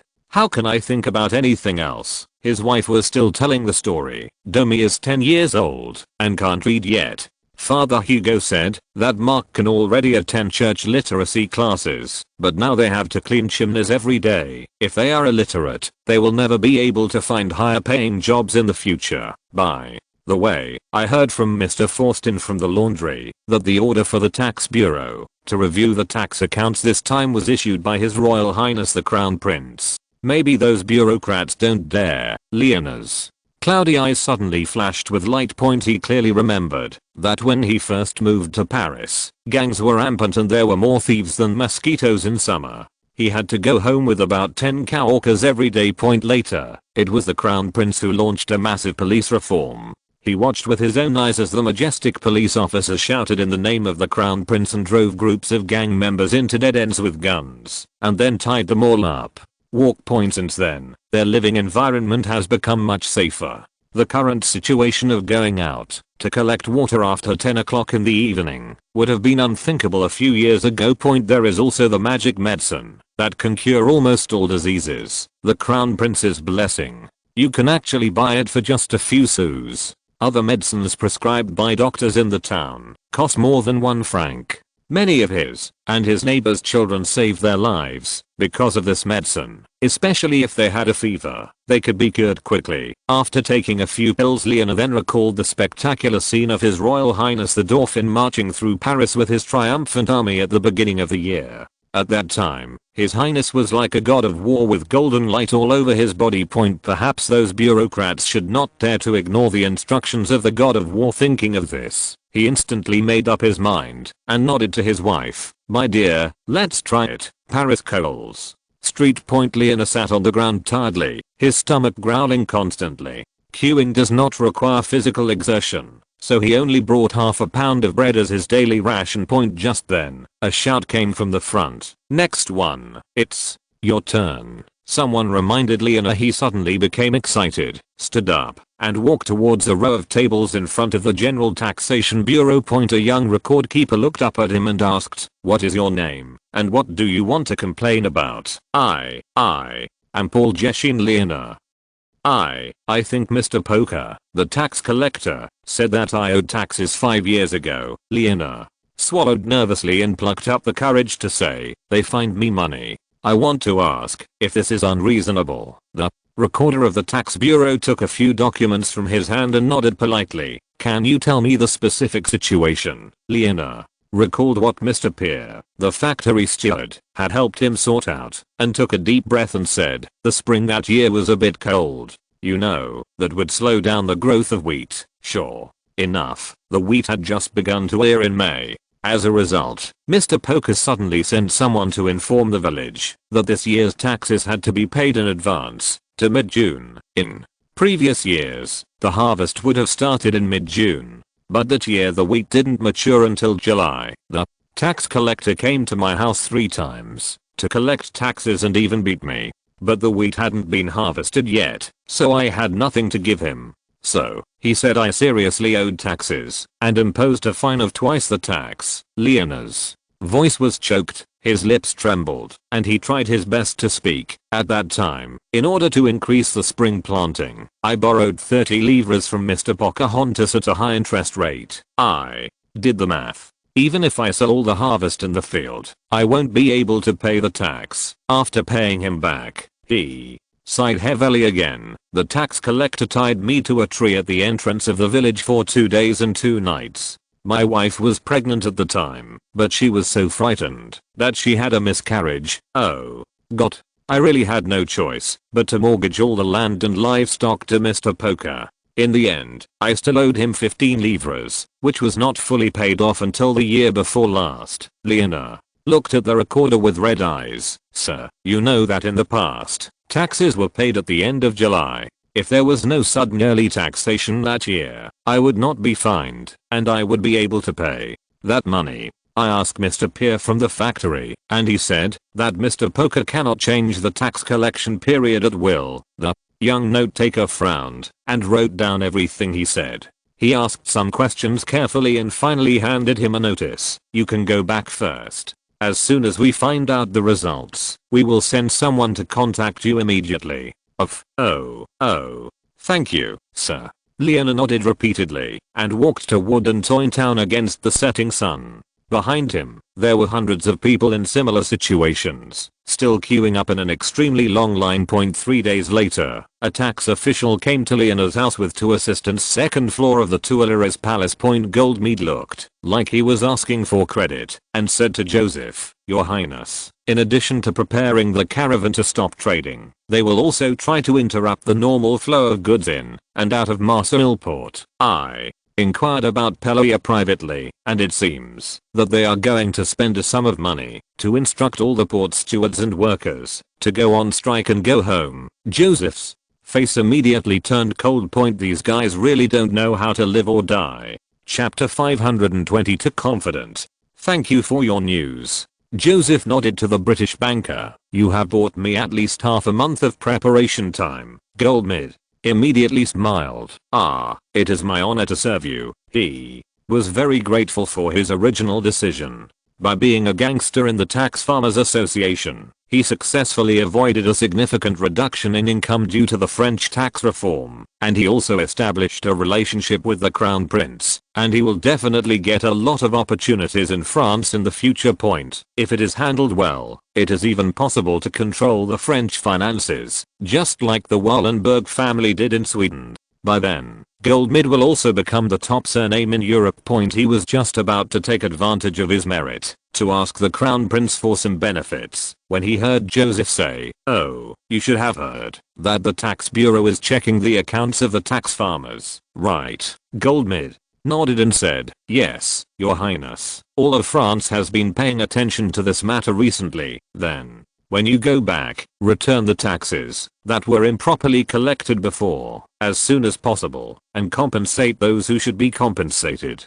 Joseph said, "I can pretend that these things didn't happen. Oh, if the tax bureau receives a complaint against you, I will also let them temporarily delay it. You have to hurry up." Goldmid paused when he heard this, and then he remembered that he was also a tax farmer, and the amount of tax he paid was not low. If the account was checked on him, it would not be a joke. After all, no one who is a tax farmer is clean. He hurriedly stood up and saluted, and said with lingering fear, "Yes, Your Highness, I will definitely deal with it seriously. Thank you for your tolerance." Joseph nodded and said in a soft tone, "I know some of your friends want a government position. Although the finance department is definitely not an option, I can let them serve as diplomatic officials." Goldmid suddenly turned from sadness to joy. Although the diplomatic system is far from finance, he finally has his own confidence in the bureaucracy, and it can be seen from this that the Crown Prince values him. "Thank you so much, Your Highness the Great Crown Prince." Joseph would naturally not let this cunning and ambitious tycoon control senior officials, but he could give him the position of French ambassador to Britain. After all, the intelligence work there is basically handed over to the intelligence bureau. Given the current relationship between Britain and France, the ambassador to Britain has nothing else to do except talking harshly. And in the near future, he may have to take some blame. Serious diplomatic talents must be protected. Joseph encouraged Goldmid again and sent him back. When Emond returned from seeing off the guests, Joseph immediately told him, "Please ask Count Mirabeau, Baron Bailey, Viscount Besançon, Mr. Dupont, and Mr. Castella to see me immediately." "Yes, Your Highness."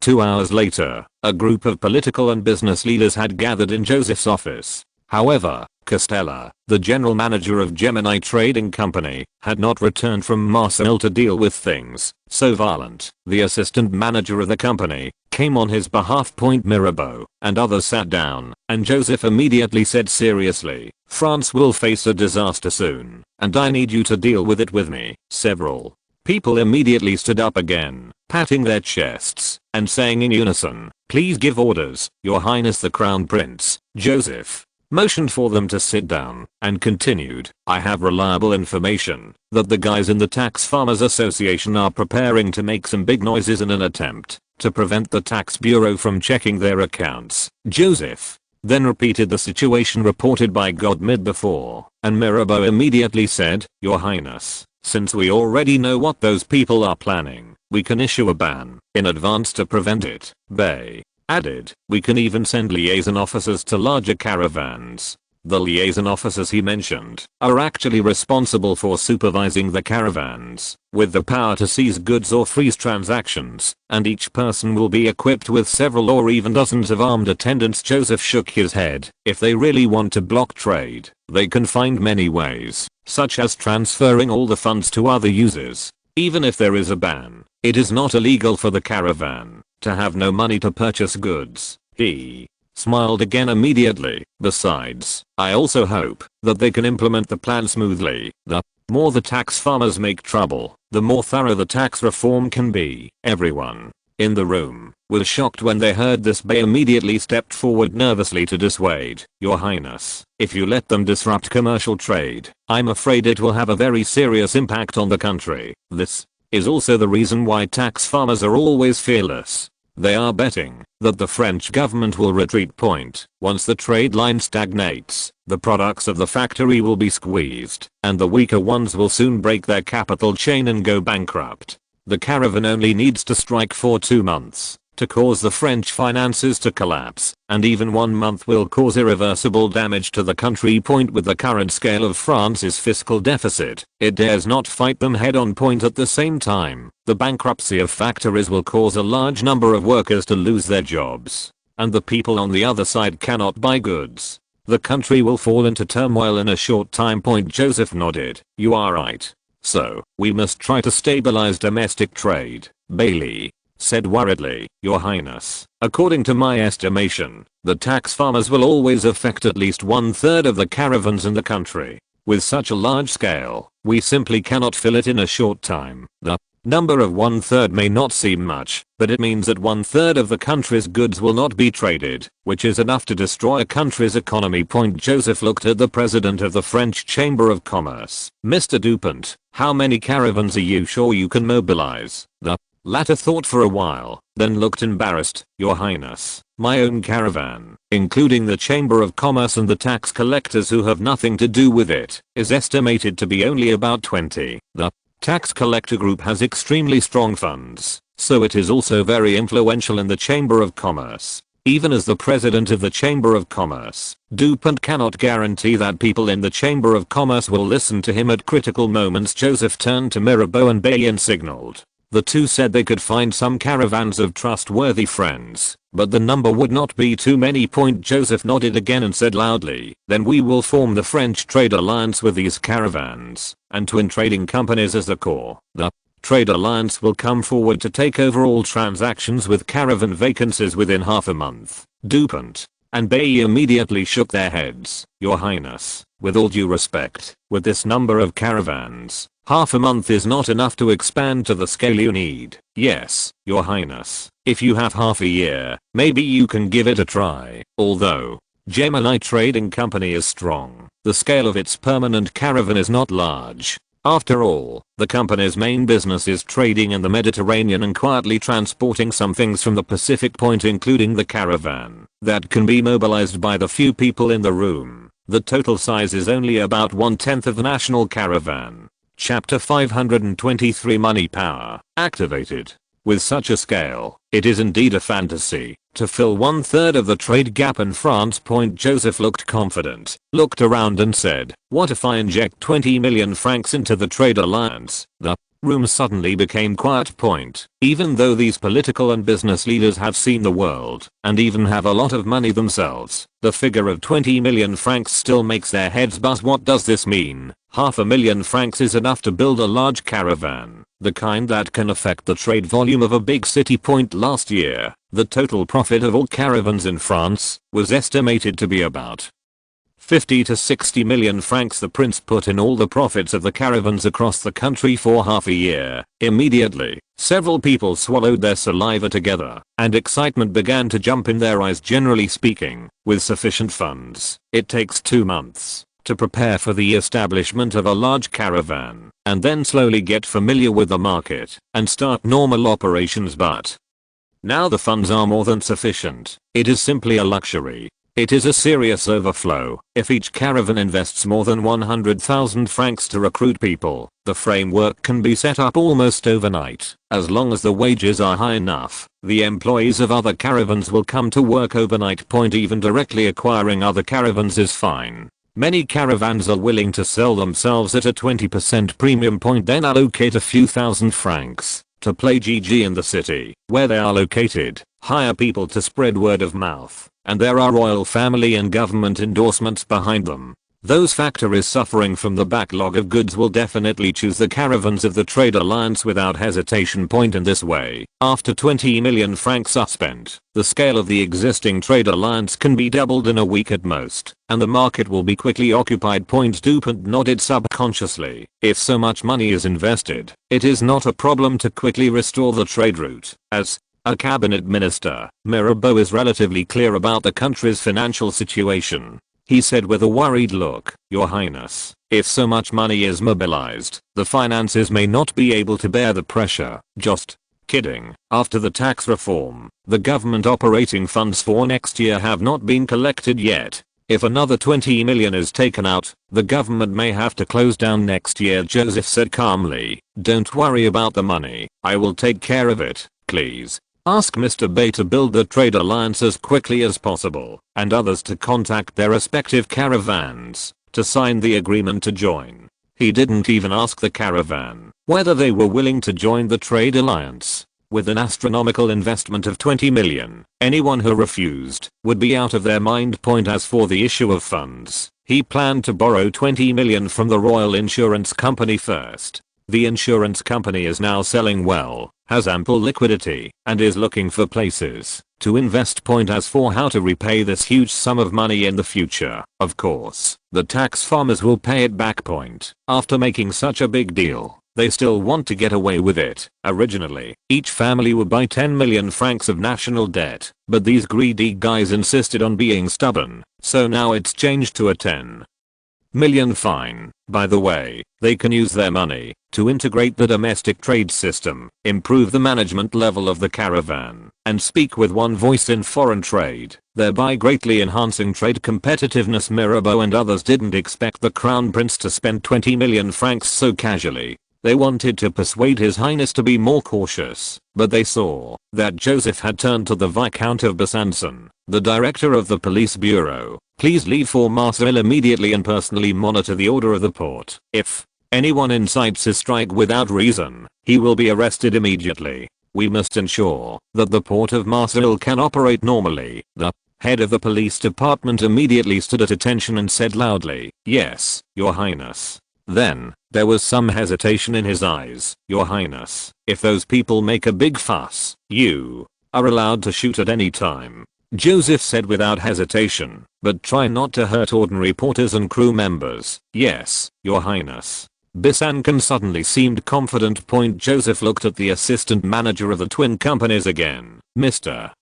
Volant, you will also follow Viscount Besançon to Marseille. After you get there, spread the news that a large number of urgently needed goods will arrive at the port of the twin companies in the near future, and then the porters, trackers, and port managers will be given a 20% increase in wages. If the port really starts to make trouble, you will continue to increase this amount until the wages are doubled. At the same time, you should contact the captains of other ships arriving at the port privately and ask them to increase their wages as well. We will pay the extra expenses." "Yes, Your Highness." Volant bowed and saluted. "I will definitely satisfy you." Joseph took out another remittance slip from the drawer, signed his name, stamped it, and handed it to Volant. "Please go to the French Reserve Bank to confirm first. The Marseille branch can pay 1.5 million francs at any time. If not, then bring the money directly from Paris." After he assigned the tasks in a swift and resolute manner, Mirabeau and others all took orders and left, and did not dare to delay for a moment. Joseph summoned Merit again, and told him to send people to keep an eye on the funds he allocated this time. After all, the amount was too large, and it had to be spent in a short period of time using unconventional means. It was hard not to make the people who handled it have the idea of stealing. At present, he could only think of people like Merit who could resist the temptation of money. A week later, Robespierre came to the Tuileries Palace with a gloomy face, straightened his collar, and strode to the second floor. Behind him were 3 men from the General Taxation Bureau, each holding a wooden box filled with report materials. Not long after, Joseph looked at the documents spread out on the table, his face even gloomier than Robespierre. These are the accounts of tax farmers that the General Taxation Bureau has recently verified, based on complaints from the public. This is not just a matter of accounts, it is simply horrifying. Robespierre narrated in a low voice. This Leonard's family originally had 47 acres of land, inherited from their ancestors. Their family has almost never defaulted on taxes, until the tax farmer Jacques de Poker suddenly levied taxes in advance, and the cold spring that year caused the wheat to mature late, which caused 18 farmers in the village to go bankrupt, including the abandoned tenants. More than 30 households gave up their land, and Poker eventually acquired most of the land in the village. Joseph looked at the information about Leonard in his hand, with anger in his eyes. It showed that Leonard's second son had a miscarriage in the incident, and his mother died of illness the year after leaving the village. Robespierre continued. After continuous heavy rains 4 years ago, Le Cornu, a tax farmer in the town of Stye, set the tax payment location at a hunting villa 10 miles away from the town. Chapter 524. Mr. Robespierre, you are right. At that time, the roads were very muddy and grain merchants could not enter the towns to collect grain. So farmers had to use wheat to deduct taxes, but because the tax farm moved to the outer suburbs, people had to rely on manpower to carry wheat to the tax farm again and again. During this period, 4 people died from drowning or sliding down the steep slope. At the same time, the people who transported wheat to the tax farm, however, a lot of wheat at the tax office can only be discounted at half price due to dampness. Robespierre tried hard to suppress his anger and dug out documents related to the town of Stye for Joseph. At this time, Le Cornu proposed that, if the townspeople were willing to pay the transportation fee, then he could also go to the town to collect it.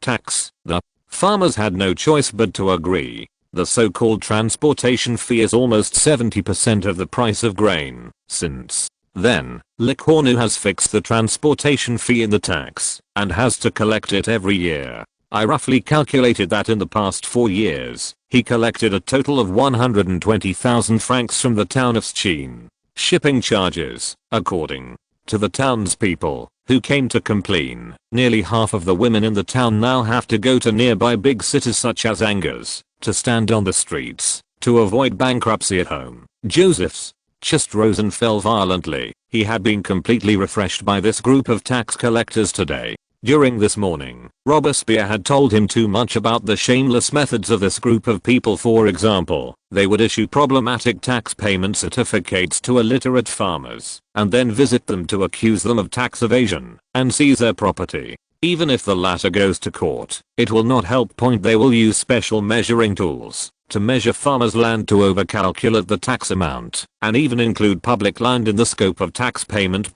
Before the aristocratic privileges were abolished, tax collectors would immediately come to collect the pigeon tax on whose home a noble's pigeons landed. This was originally a tax that only people who raised pigeons had to pay. It is not uncommon to see things such as privately setting up tax categories, randomly beating tax debtors to death, and molesting the wives and daughters of tax debtors. Joseph stared at the documents spread out on the table, furious in his heart. He worked hard every day to develop the country's economy and improve people's livelihood, but he was afraid that people would go to the Bastille because of poverty. But these tax collectors are fucking crazy, driving the people in the direction of their fate, just to line their own pockets. I still underestimated the shamelessness and cruelty of these tax collectors. I thought they were just falsifying accounts and charging a few more sous in taxes, but I didn't expect that they didn't take the life and death of the people at the bottom seriously at all, and directly forced people to death to seize property, and drank human blood to make a fortune. Damn it. He looked at Robespierre standing in front of him, took a deep breath, and said with a heavy heart, I finally understand why you did what you did. You are right. Robespierre was startled when he heard this, and said in surprise, Your Highness, what are you referring to? What I did before? Joseph waved his hand. Nothing. He was naturally referring to the historical events in which Robespierre, Merit and others signed off on all tax collectors. Although there are regrets such as the wrongful killing of Lavoisier, judging from what I have seen and heard today, there are definitely not many similar unjust cases. After Robespierre finished roughly reporting on the public's complaints against tax collectors during this period, he then asked solemnly, "Your Highness, what do you think is the best way to deal with these people? Just handle it as you did before."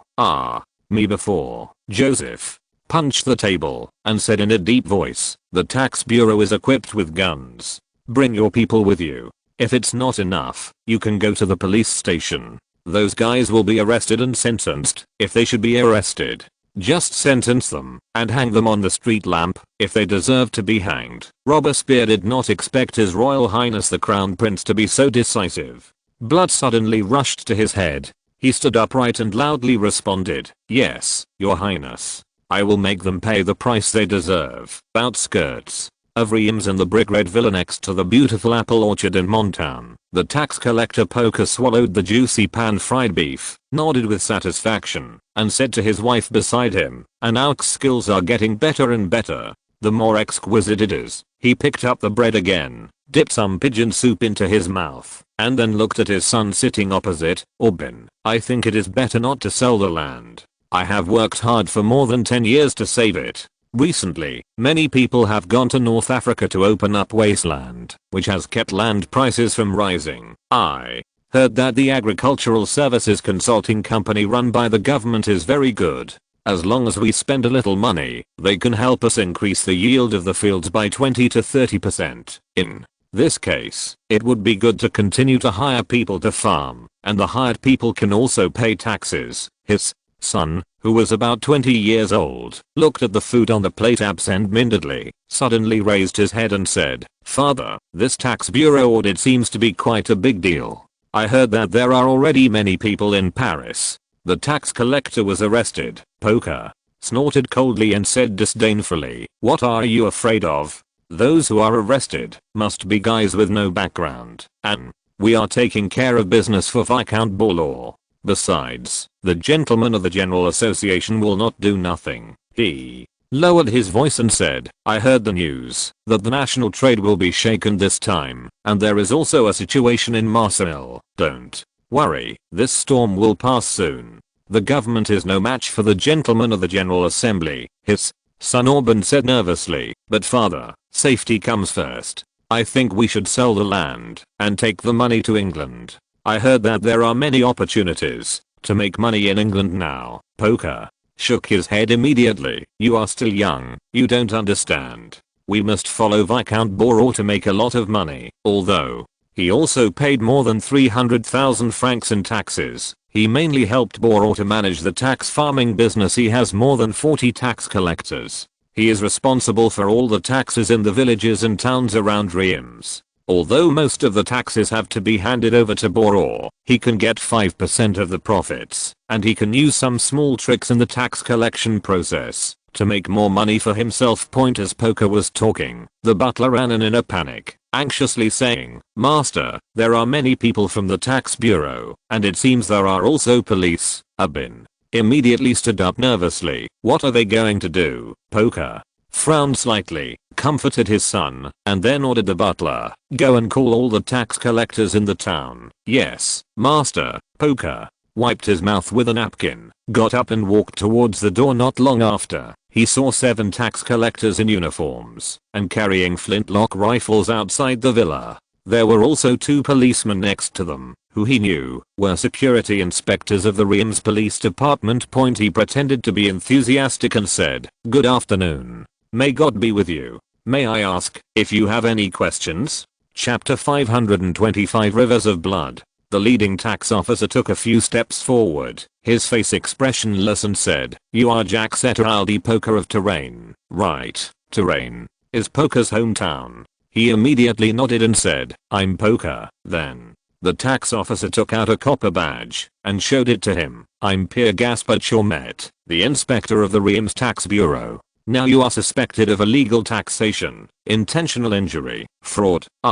There are many charges. I will talk about this in detail later. Oh, your ID number is 1,037,083,123, right?" After the unremitting efforts of the Minister of Household Registration, France has basically popularized ID cards except for extremely remote areas. Poker's face darkened and he nodded. Yes, that's right. Chaumet gestured to the tax officer behind him. Arrest him immediately. Yes, sir. What are you going to do? Boker took a step back and threatened. I'm friends with the municipal commissioner Baron Lecorneville. You guys be careful. Municipal commissioner? Ziomet sneered, turned around and shouted to his men. Hurry up. Hey, do you know who I work for? Seeing that the municipal commissioner was ineffective, Boker had to bring up his boss. It's Viscount Boror. Oh. Ziomet became interested after hearing this, took out his notebook, and began to record. Tell me in detail how you work for Boror. Boker was stunned for a moment, and seeing that the other party was unmoved, he put on a smile again, winked at Ziomet, and whispered, don't be so serious. If you can go outside the town to rest for an hour, I can give you 2,000, no, 3,000 francs. Unexpectedly, the tax inspector in front of him did not show greed like other bureaucrats he usually saw, but instead looked extremely angry. How dare you bribe officials? This will add one more charge to your crime. Chaumet shouted. He was a pure-blood Jacobin who followed Robespierre. His mind was full of devotion to justice and freedom and the creation of a beautiful country, and Poker's behavior was undoubtedly an insult to his ideals at this moment. Poker's butler rushed over with 7 or 8 fierce men with weapons. Seeing that Poker looked unfriendly, those people immediately stood in front of him and separated the tax officials more. People kept coming from behind. All of them were tax collectors under Poker. Most of these guys were gangsters before, and they were also domineering after becoming tax collectors, beating up tax defaulters at will, so they developed an extremely arrogant habit. One of them looked at Poker. Master, what do you think we should do? Drive these guys away. Poker gritted his teeth. He could see that the tax bureau was serious this time. So he decided to drive away the tax officer first, and then immediately seek refuge from Viscount Boror. The tax officer brought by Ziomet stepped forward to push away the tax collectors, but was pushed by the other party and staggered. As more tax collectors arrived, the number soon reached nearly 20 people. Surrounding Ziomet and others, a loud bang made Boker's people shrink their necks. Ziomet retracted his raised right hand, blew away the gunpowder from the muzzle, and said to the tax officials, if you dare to gather together to attack the tax officials, you can kill them immediately. The tax officials behind him immediately lined up in a circle back to back, pointing the muzzles of their flintlock rifles at the murderers in front of them. Poker turned and ran to the yard, shouting at the same time, don't be afraid, whoever is caught, I will definitely bail him out. Ziomet pulled out another pistol and aimed at the chest of the most arrogant tax collector before. Get out of the way. Seeing that the other party was unmoved, Ziomet pulled the trigger without hesitation. There was another explosion, and the murderer was knocked back by the lead bullet. His chest was bloody. The other tax collectors suddenly remembered that they had heard about the tax collector shooting the attacker in the street, and immediately linked the tax collector's reputation with the people in front of them. Several people reached for their waists tremblingly. They also had pistols, plus the advantage of numbers. If a fight really broke out, these tax collectors would definitely not be opponents. Seeing this, Ziomet immediately shouted, shoot. Although the 6 tax collectors were very nervous, they still executed the order. The flintlock rifles in their hands spewed flames at the same time, and with only 5 or 6 steps between them, they instantly shot the 6 tax collectors flying backwards. Prepare bayonets. Ziomet continued to give orders, and he drew his sword. The dozen or so tax collectors around him looked at the corpse on the ground, and their legs went weak. They didn't have the courage to draw their guns and fight. They turned around in fear and wanted to run. Stop, Ziomet shouted, otherwise I will kill you immediately. The tax collectors, who were arrogant on weekdays, even forgot that the tax collector's gun had not been loaded with ammunition. They stood still, and some even raised their hands. Ziomet personally led a man into Boker's villa, Soon, he came out with a pistol against Boker and his housekeeper. The tax farmer had heard the gunshot just now, and when he saw the corpse on the ground, he was so scared that his legs went weak, and he knelt on the ground with a smelly water stain in his crotch. At the same time, in the town of St. Petersburg Point, although the tax farmer Likonu had his hands tied, he still shouted arrogantly, "Humph, you dare to arrest me? I'm telling you, you're done. In less than 3 days, someone will come to pick me up.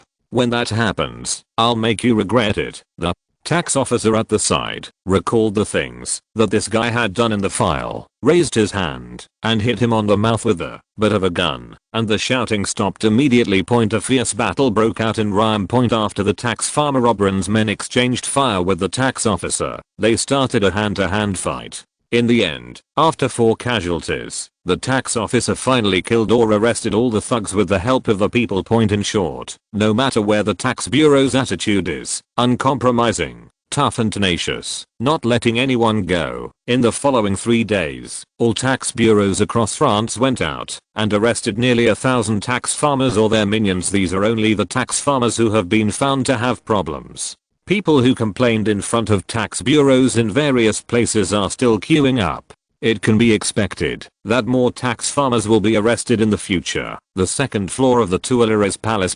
Joseph looked at the list submitted by Robespierre, and his face finally eased a little. He picked up a pen and signed the list, then handed it back to Robespierre. "You did a good job. Then let's start the trial. Oh, those guys who violently attacked the tax collectors can be tried together to save time." In the end, he did not completely copy the Jacobins' practice in history. At present, France still maintains a good order, and there is no need to destroy it because of anger. It is still necessary to go through the normal trial procedures. It is estimated that the court will have to work overtime. Fortunately, most of the cases have clear evidence. The accounts of the tax farmers, tax documents, etc. are in the hands of the tax bureau, and it is easy to check whether there are any problems. End of this chapter. Thank you very much for reaching the end. Don't forget to like. Looking for more exclusive content and immediate access? Subscribe to our Patreon. Remember, every like, subscription, or donation encourages us to continue. Thanks to everyone. See you in the next video.